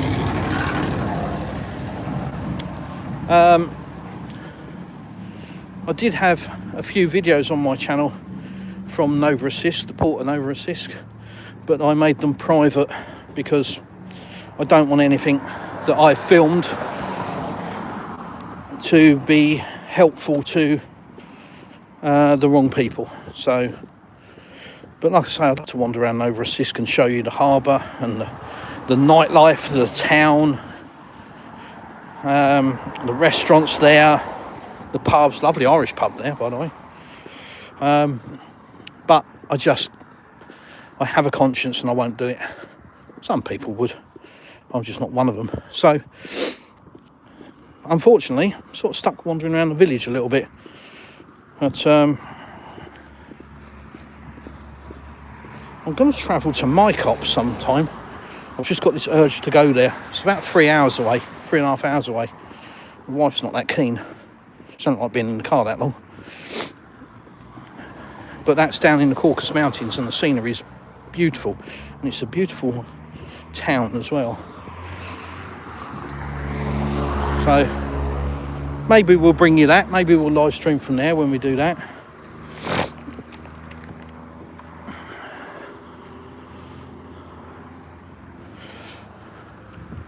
Oh, VW, sore subject.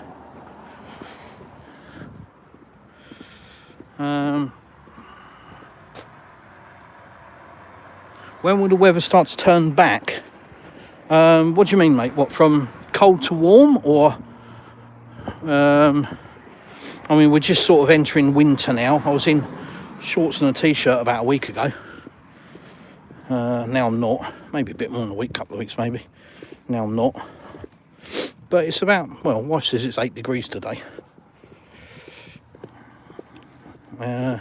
Winter here is very short. Very short. And I think last year I was in the swimming pool in March. So yeah, it shouldn't be long. 2 or 3 months. And then normal service is resumed. I'll be shirtless, spending most of my time in the swimming pool. Oh, another supermarket. Better not show you that. It's all fake news. All the shelves are empty, which is why the supermarket is still open, of course. The shelves are empty. Because now they're just selling air, repackaged air. Because shelves are empty, of course. Another Western narrative. Pick one. Think of a Western narrative. Tell me which one you think is real, which is genuine. I'll wait. Oh, another supermarket. Oh no. Oh dear, oh dear, oh dear. Should we go for a quick wander around the supermarket? Let's pretend to go in here, see if I can show you. What one's this? Should we have a quick wander around here? Yeah, I know. Yeah, I want to get something for dinner. Apparently not.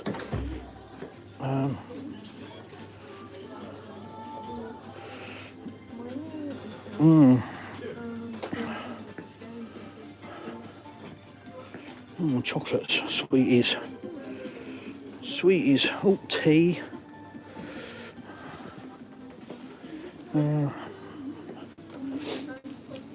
Pretending to look around.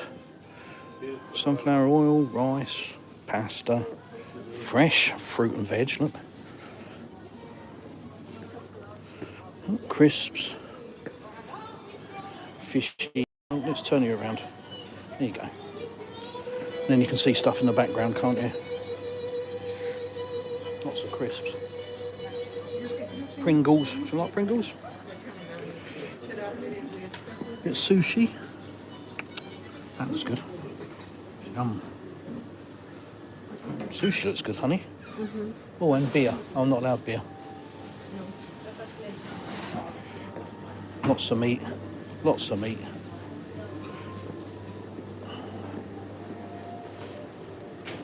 What's that? Broccoli. Oh, yeah, tempura broccoli. Oh, tempura cauliflower. Yeah, nice.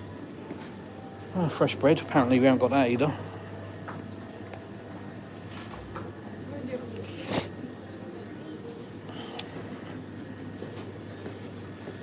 Oh, baklava. I prefer in Победа chocolate. Ah, okay. Oh, was there? I didn't see that. So as you can see, all the shelves are empty.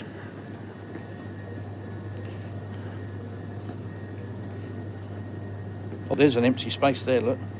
Must have sold out of them. Probably put those there instead. Bit of Lego. Oh, Fairy. Mr. Muscle. Gotta love Sanctions, haven't you? Work a treat. L'Oreal. Yeah. Dove. Timotei. Do you remember Timotei? Nivea. Head and Shoulders. Sanctions. Oh, Kitty Cat. Whiskers. As I say, shelves are empty. So it's a bit of a struggle. This is one. Oh, Colgate. This is one mini supermarket in our village. There's about 8. And this is no different to any of the others. Just some products are different. Some of the booze is different. But apart from that, as you can see,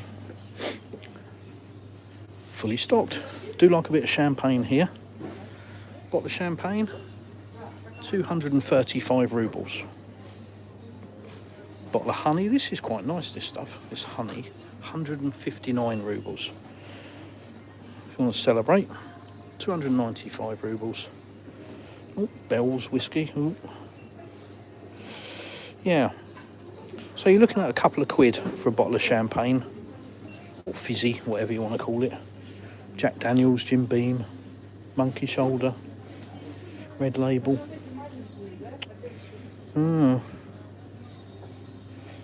Yeah.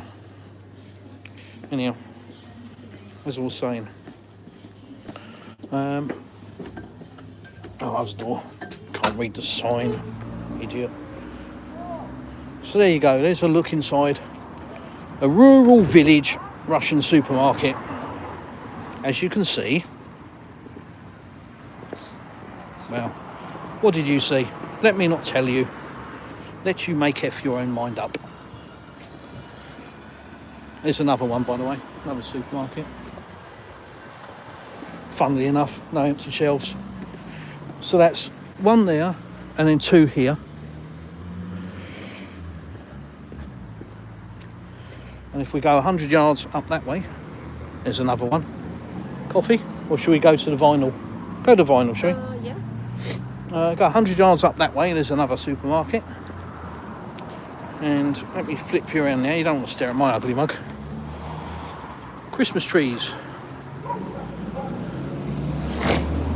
So the centre, so they're putting up the Christmas tree now, as you can see, look. Or the multiple Christmas trees. We've got the guys up there doing that one, and then there's loads of little ones next to it. It's kind of cool.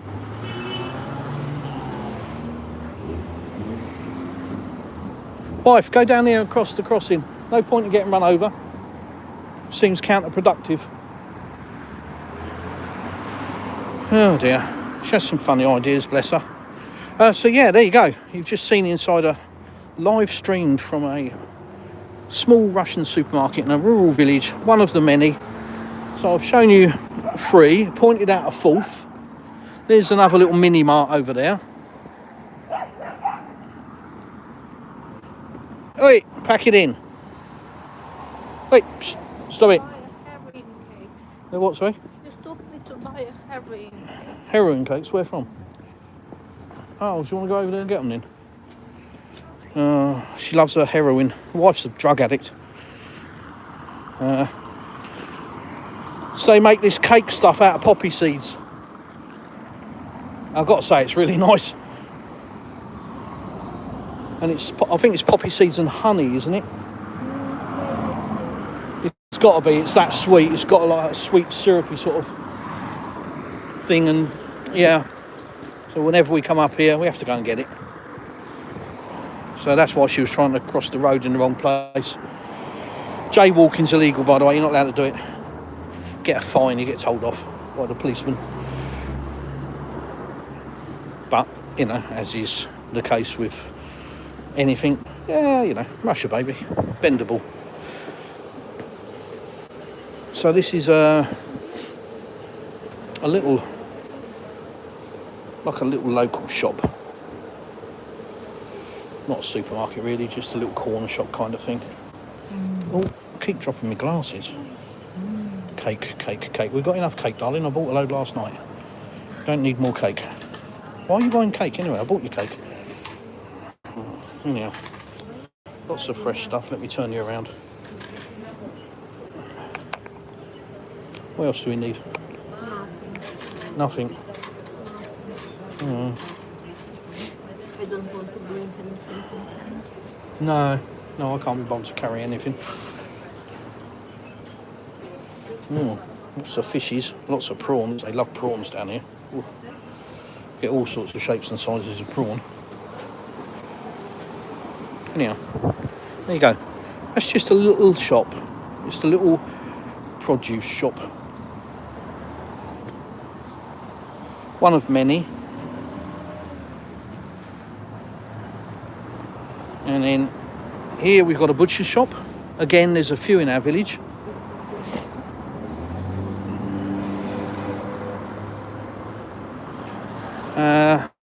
But if you want to have a look at inside a Russian butcher shop, have a look at the video on my channel from a Russian butcher's.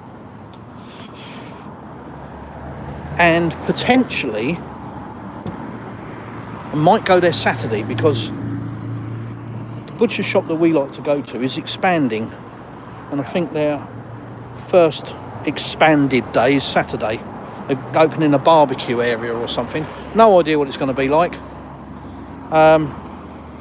But they're a really lovely bunch of guys in there. They're really friendly, super helpful. And yeah, maybe we'll get along there. That's a relic of the Soviet era, isn't it? Plant pot set into the ground.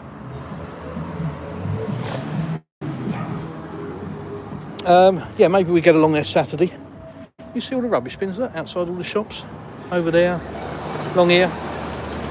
Like little robots on sentry duty.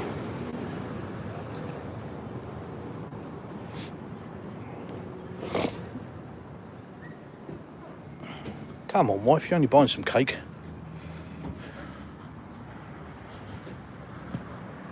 Have a cafe over there. Oh, dogs. Oh, I didn't hear a bang.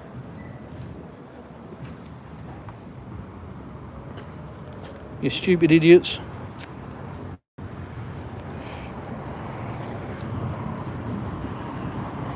They're not so smart ones. Some of them use the zebra crossings.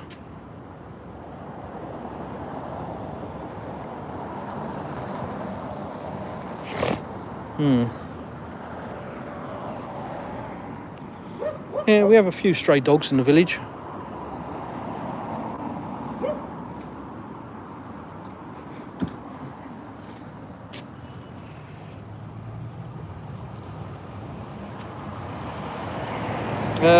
Zeddy, it's unbelievable what the West are saying. Yes, mate, it is.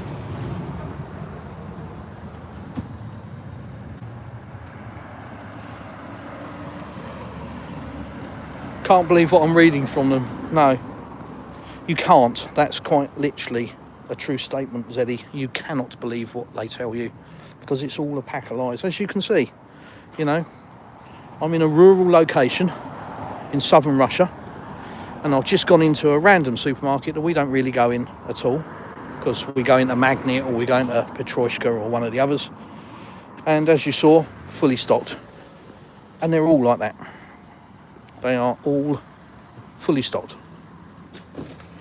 So you saw the one Pobeda at the end of the village having a delivery.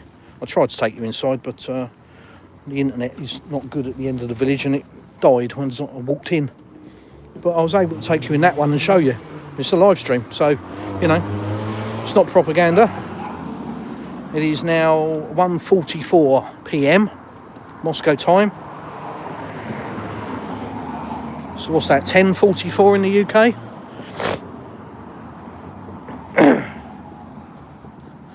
So, yeah.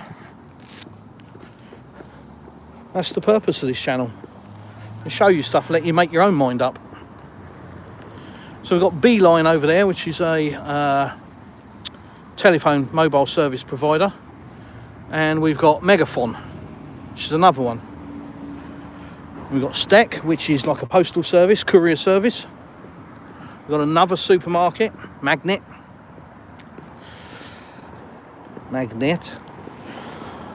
And the church being built. So that's the new church under construction. The old church is around the back, which is a lot smaller. That new one is obviously, as you can see, significantly bigger. Kids' playground. There's always a playground for the kiddies. There's always somewhere for them to go and play.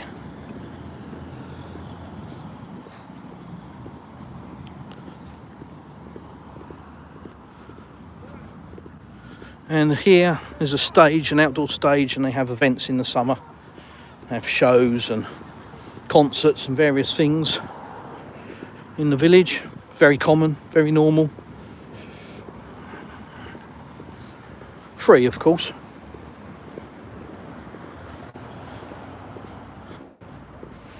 Now, what do you notice about these?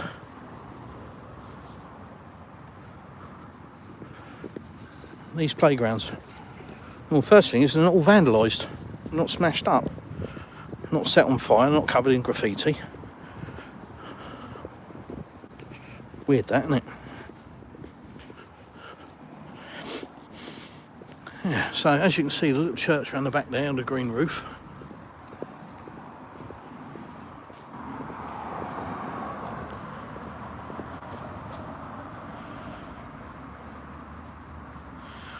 And the new one, It's about 4 times the size, isn't it? Twice the size. Huge. Little car accessory shop. There's 3 or 4 of them in the village. One of our friends actually operates one a little bit further along. Edward, who runs the local bike club, motorbike club. Good bunch of guys. Lovely bunch of guys. I need to have a motorbike. Oh, another supermarket. Oh dear. Oh no. What's that? 3, 4, 5, 6. I don't know, that might be the 7th one now. 6th or 7th supermarket. Don't worry, it's not over yet. You keep them if it's empty. Yeah, well, yeah. I mean, all of these buildings must be empty because the shelf... Little recreation area. Again, another common theme in body weight gym equipment. Lots of it. Lots and lots of it. And at various times of the day, there's nobody here at the moment, it's a normal working day, but in the evenings and at the weekends, you'll see people there using that. And that's the local football pitch.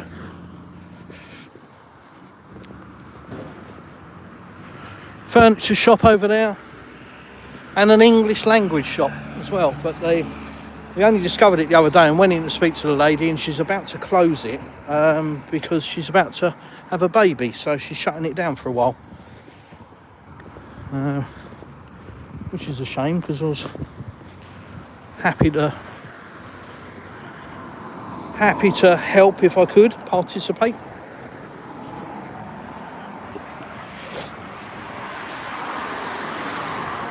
Honey,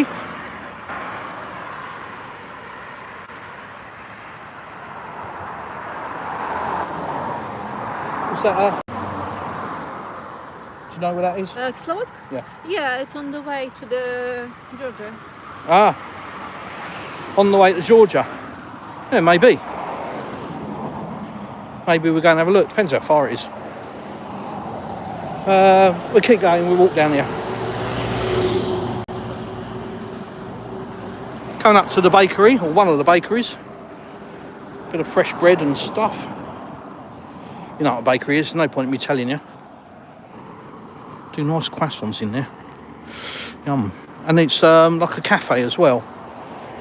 So not only can you go in there and get all your bakery stuff, but you can have a little lunch. Do some nice rolls, very nice. And obviously it's all fresh. So, yeah, very nice. And now I'm hungry, because now I'm thinking of fresh rolls. So now I'm hungry. God's sake.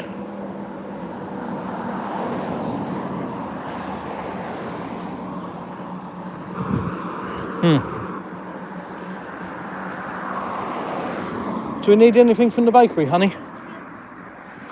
Okay, what about from the bakery though? Shit, she's bought stuff. We don't need anything else, no? Looks shut anyway, is it shut? Open. No, it's open.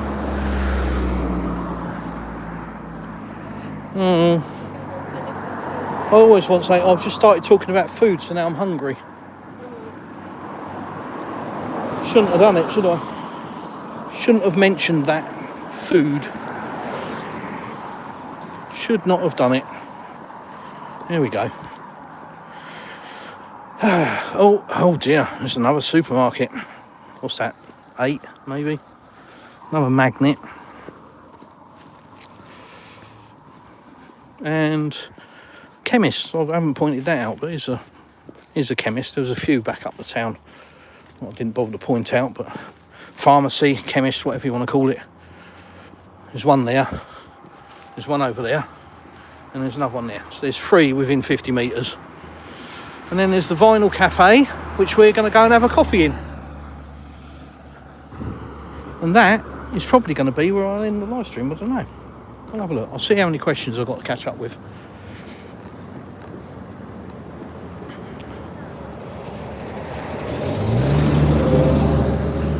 Right, let's go.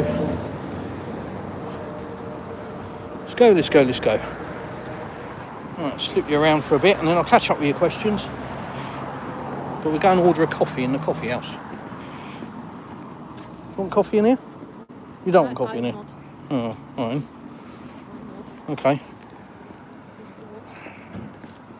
What about in the other place? By Elzel? Oh, another butcher's, by the way. Yeah, it does smell nice in there, actually.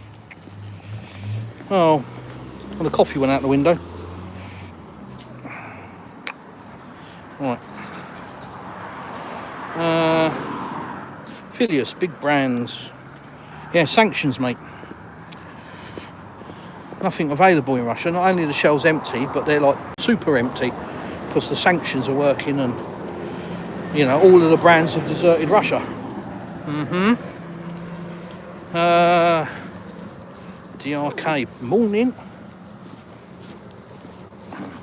Gangsty. You British. Oh, yeah. So, new doctor's surgery. Under construction. Behind the trees. It's kind of cool. Nice big building. Lots of services. That Wildberries used to be a butcher shop, and then it was empty for a long time, and now it's a Wildberries. Oh no, another supermarket. What am I to do? Oh dear. Yeah, you British. You British what? Random Stuff Australia. Hi, 9:50 p.m. Bathurst, Sydney. Bathurst, good races there, aren't there? Oh, she's gone in there. Don't know what's in there. Oh, it's all sort of beauty stuff, I think. Lasers and stuff. I don't know. Stuff that women do. Yeah, good races there, aren't there? The Bathurst. And Random Stuff. He said hi. And Ivan first off said hi too. Hi guys.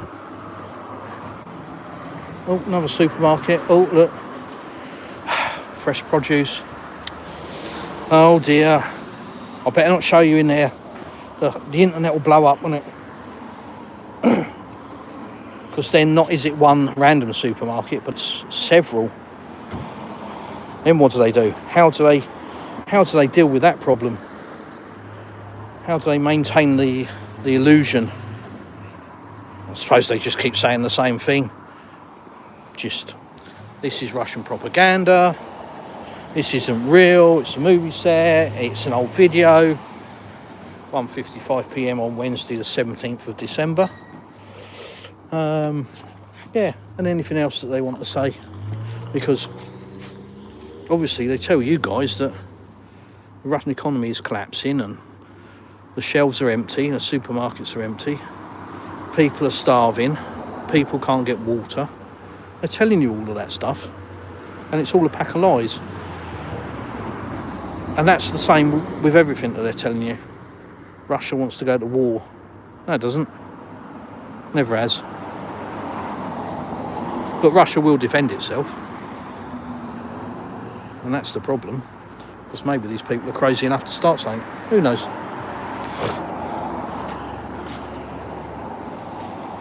I'll sit in the sun while I wait for the wife to come back out. Another Kamaz. En route with a load of sand.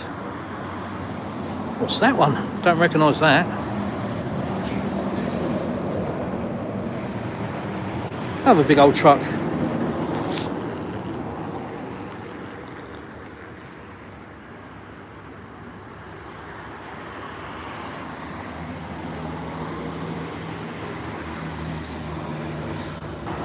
Quite a nice truck. Glass, glazing.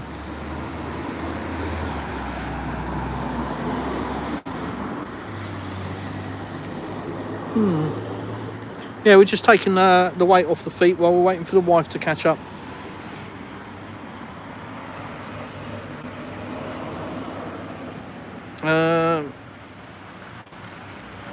Random stuff. Yeah, I work there at the hotel. Oh, cool. Oh, the Bathurst 1000. That's what I was trying to remember.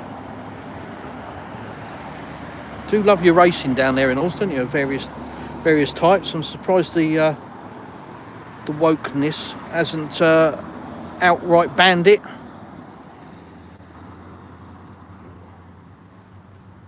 Sure, they've had a few attempts, the same as they have in the UK. It's an interesting Honda. What's that? I don't recognise that. See different models out here that you don't see in the UK. Like that. That's a Honda.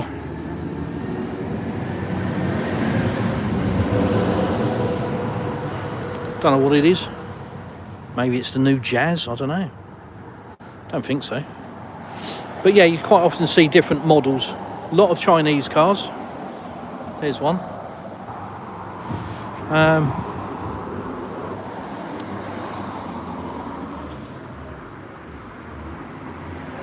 A lot of Nissans, a lot of Japanese cars as well. VW. What's that? Passat? Yeah, over there. And a Ford Focus Estate.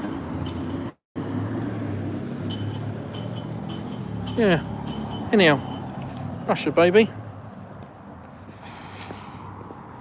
Blue skies are back again.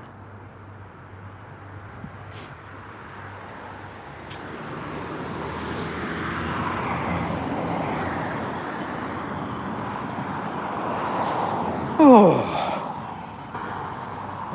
You sure you don't want coffee? No, you know I do not drink. Oh no, you don't. Oh, maybe I'll have to drink coffee. Oh. So, here we are. So we've been out on a wander for a couple of hours now, probably, haven't we? Definitely.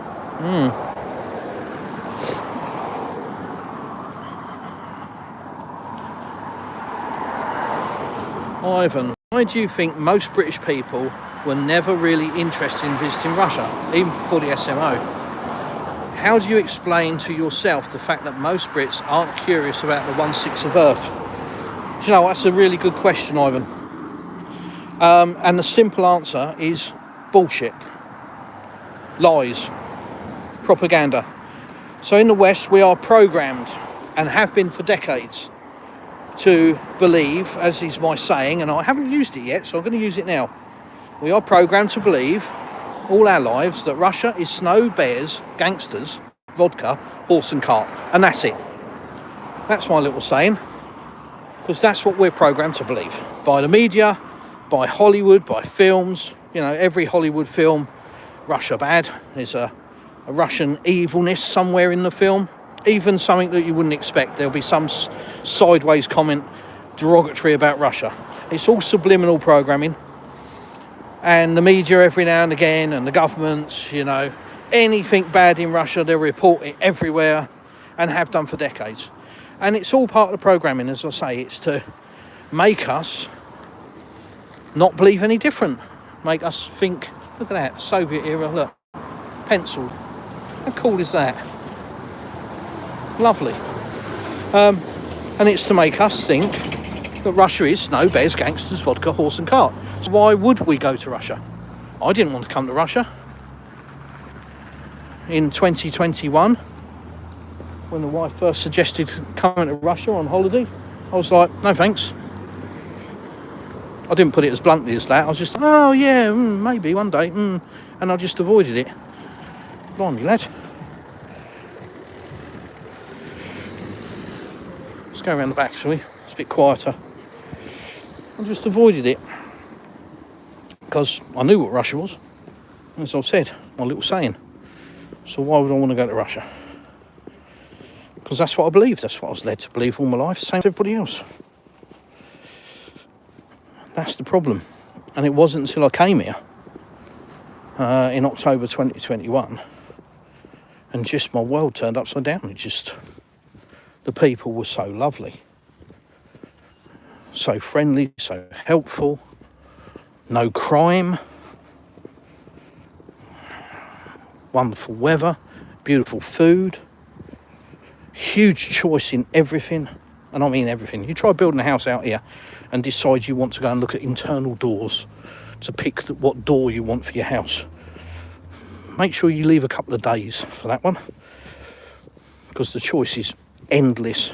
And then you haven't even started on things like door furniture, door handles and locks and hinges and stuff. And then try and fit out a bathroom. What kind of bath do you want? What colour, what shape, what size? I mean, the choice here with everything is immense. Absolutely immense. Straight on? No. And then we avoid the coffee shop, don't we? And I avoid temptation. We had coffee yesterday. You had coffee yesterday, bastard. Enough. Oh. Next week. What have we got for food at home? We got any food in the house? We have a bit of pork and Oh yeah, got a bit of pork. Oh yeah. I can have a bit of porky. Bit of pork and some taters when I get home. Lovely. Pork, veg and taters. Yes. I had salad a couple of days. Yeah. Yeah, so in answer to the question, that's why. Because we're just, all our lives in Britain and in probably most of Europe, we're led to believe that Russia is this evil, backwards country full of evil, backwards people. And that is simply not true. But you're not going to find that out unless you come here, because you're not going to read about it anywhere. And any kind of channel that sort of says the opposite of that is just going to be bombarded with disinformation and Russian propaganda and blah, blah, blah. Well, that's that house down the back there, isn't it? Yeah. For sale. Yeah. So you're not going to know until you come here. And then if you come to an area like ours and you go to the vineyards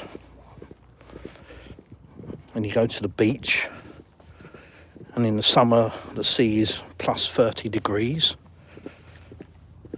and you go down there in the morning and you have the dolphins swimming around your legs, and you think, this isn't what I was expecting.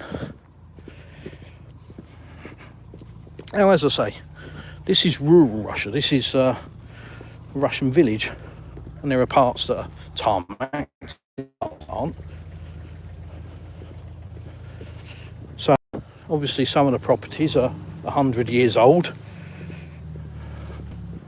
and you know, without putting too fine a point on it, falling down, and other stuff's brand new. So you know, depends if you're open-minded. You might just look at a 5-minute clip of this live stream and go, oh look, it's terrible. You know, we can all be selective, can't we, when we're making our judgments? But I would advise anyone to be open-minded. Certainly not believe what you're told about Russia from outside of Russia, because it ain't true. And that's my experience. None of it. I haven't found anything that I have been told about Russia to be true. Anything. Not a thing. Nothing. Not one thing. So, and that continues to this day. The stuff that comes out in the media is still consistent lies. Absolute fabrication. Nothing I see is truthful. But, you know, I urge you guys to make your own mind up about that. Do some research, have a look around. Don't just turn on the news. Don't listen to CNN, ABC, BBC, whatever, mainstream media. It's all a pack of lies. It's not media. It's not news. It is government manipulation. It is narrative spinning. They are doing what they are told to do. Spin a narrative. And that is all to convince you that Russia is our enemy, and it's not. They are trying very hard to make it our enemy. But it isn't our enemy. It hasn't been our enemy. But if they carry on the way they are, it may well be our enemy. And that's not something you want. All of this prepare for war with Russia, that is not something you want. You do not want to be in that path. You really don't.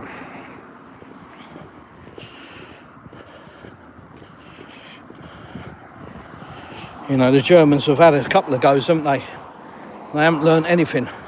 They're rattling the sabre again. That lunatic Merz.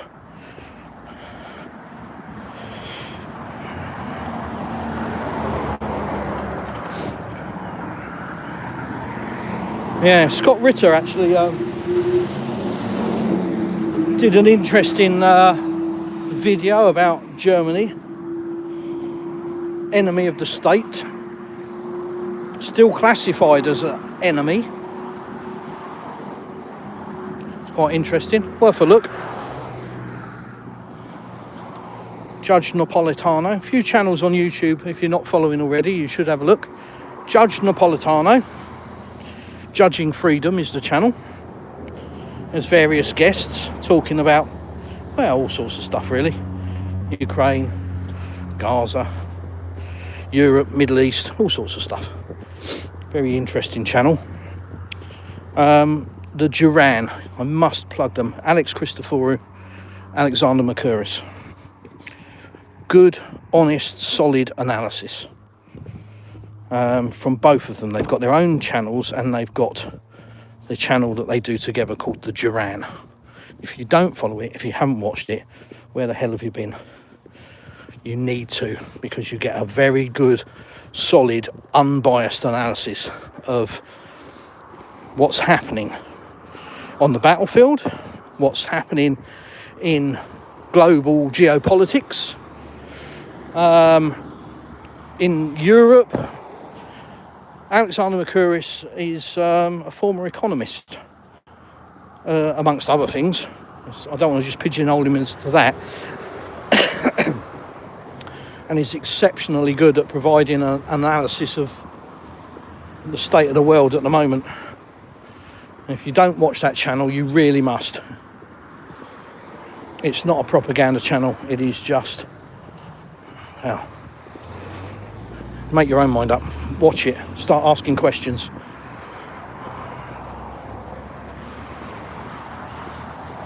Right. How many bears have you encountered so far? Home in Mother Russia.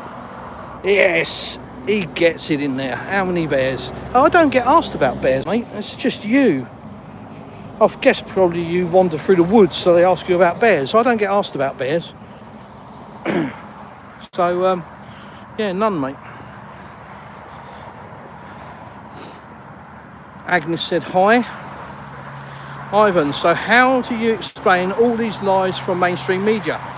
Why can't they leave Russia to what it is? It's a very good question again. You tell me. Why do you think? Why are the lies? Well, some people say it's over oil. Some people say it's about ushering in a new financial system and getting the population scared so they can do it in the carnage and chaos. Some people say it's about covering up the lies and the theft that they've already perpetrated on their own civilians, their own citizens. Some people say it's about power. There's many different reasons, and I think the answer is all of that. And the simple fact is, if people know the truth about Russia, the narrative collapses. So they can't, so they must double down on it. They chose a path that they thought they were going to be victorious in, and that was to finally go to war with Russia via a proxy in Ukraine, which has always been their agenda for decades. They want to break up Russia. Russia is too big, too powerful, they want to break it up. That's what they've always wanted to do. And finally, with the Americans banging on and supplying Ukraine, they thought they had their opportunity, so they jumped in, and they were euphoric when it started. Oh, we're going to be so rich. Oh, we're going to break up Russia. Oh, fantastic. That's what they thought. Because that's, you know, unfortunately, they've lost any sense of diplomacy. All of their experts were just non-combat, brain-dead generals. And they believed it. They believed their own shit, their own lies. They believed that they could break up Russia. So they jumped in with both feet. And then it started to not go quite according to plan. So that's when they went, oh. And at that point, they should have gone, yeah, this ain't going to work. We made a mistake here. But they didn't. Boris Johnson came over, scuppered the peace plans, and the rest, as they say, is history. But they believed their own rubbish.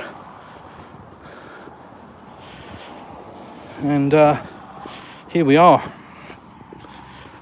European economy collapsing, British economy collapsing, massive debt, unrest, crime through the roof, immigration through the roof. All of these problems have come home to roost. Can you say honestly, wherever you are in the West, is your life and lifestyle better today than it was 4 years ago? You know, have products got cheaper for a start? Has crime gone down? Has unemployment gone down? Has your quality of life improved? Has the quality of the food improved? I'm asking you these questions so you can ask them of yourself. I know the answer because I see the news. So, yeah. You know, at some point people need to wake up, don't they? The ones that, you know, come onto my channel and talk rubbish. At some point people need to realise that they've been repeating and parroting this same narrative that the mainstream media pumps out for 4 years. And every time they pump out a certain headline, it then gets debunked a couple of months later and they have to change to a new one. At some point you'd think that these people would wake up and realise that they're just being scammed. But they don't. They carry on. Zelly, Berlin, hi. If that's what they thought, then I have to say they are serious lacking knowledge, yep, correct, and understanding of the country and the mentality of citizens. Ivan, absolutely correct. They are. You know, that's by design. The dumbing down of the population. And the age of the internet was a real problem for government because it meant people could go and look up their own information, which is why they're trying to control it all now. It's why they're stamping down on it in the West with censorship and, you know, all of this kind of stuff, because people are looking up information and going, hang on a minute, you've been telling a load of lies. But the reality is, people just want to be left alone. They just want to get on with their lives. They want to be able to go to work, get paid a reasonable amount of money for a reasonable day's work. They want to have good quality food, and they want to have a reasonable lifestyle. Nobody's asking in England to live in a palace or a castle. They just want to be left alone and, you know, to spend the weekends with the family and the kids and, you know, just have a nice lifestyle, a couple of holidays a year. But the reality is that's not possible for most people now. And when you force people to work all the time, they haven't got the time or the inclination. They're too beaten.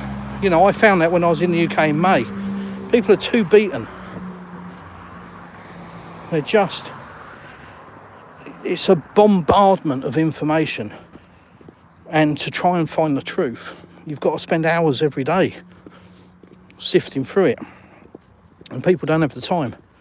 They don't have the inclination. They go to work and they just want to come home to a bit of dinner, kick the dog, get punched in the face by the wife, sit down and watch some useless TV and unwind. That's what they want to do.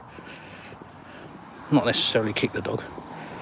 And they don't want to go on the internet and spend hours looking for information. And this is how mainstream media wins, because it's easy, it's on the TV. And it's all dressed up in all sorts of different ways. Hollywood films, for example, that always portray Russia as a bad place and Russians as bad people. And yeah, people don't have the inclination. They just want to get on with their lives, you know. So, yeah. Anyhow, guys, I caught up with all the messages. Elevated pipes to my right, so that'll be that. That is a gas pipe. So as I said before, many of my lives and whatever, as you can see, they're over the road there as well. They don't go underground here for a number of reasons. And yes, when you first come to Russia, you think, oh my God, bloody gas pipe, that's ugly, that's, you know, backwards country. That's a good example of it being a backwards country. But that's old Russia for a start. New Russia, like where our house is, all the pipes are underground. But second, for a country that has a lot of cold weather, it makes sense to put them above the ground. So the ground's not freezing and cracking and splitting the pipes open. Second, maintenance costs. Yeah, it's very easy. You haven't got to dig up the road. If you notice, they all go over the roads. So don't go under them. So if they need to work on that gas, or gas up that way or up that way, they haven't got to dig up the road. So they haven't got to disrupt the flow of traffic. And the result of that, the low-cost attitude, yes, okay, it's a bit ugly when you get used to it, you stop looking at it after a while. When you first come here, yeah, it's a bit ugly. But the result is, you get gas bills of like £1 a month. I'm quite happy with these yellow pipes when I get a gas bill of £1 a month. Anyhow, guys, that's the end of my wandering today. I'm going to go home and have a bit of pork and some potatoes and some veg for my lunch. And yeah, thanks for joining me. Fuel prices are 67 rubles a litre currently. Let me zoom in. No queues at the petrol station. Again, another narrative that's been debunked. I'll hold the camera still long enough so you can screenshot it if you wish. There you go. 67 rubles a litre, which is about 62 pence a litre. Something along them lines. It has gone up. There has been an increase.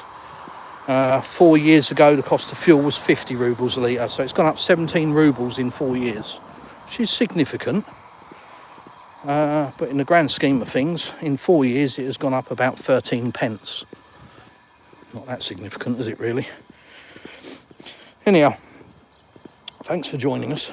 Thanks for joining us on our wanderings. We're going to cut through here now and go home. Hope you're well wherever you are in the world. Please like, share and subscribe. I should have said that at the beginning of this live stream, but please share. Drop a comment in the box when this goes as a video tomorrow. That's always helpful. And hit the hype button. That's a new feature on YouTube. You can hype a video, and again, that just gets it recognised by the algorithm. Again, something channels like mine need. But anyway, thanks for joining me. Please join my Telegram group if you've got any more questions. The Plastic Russian on Telegram.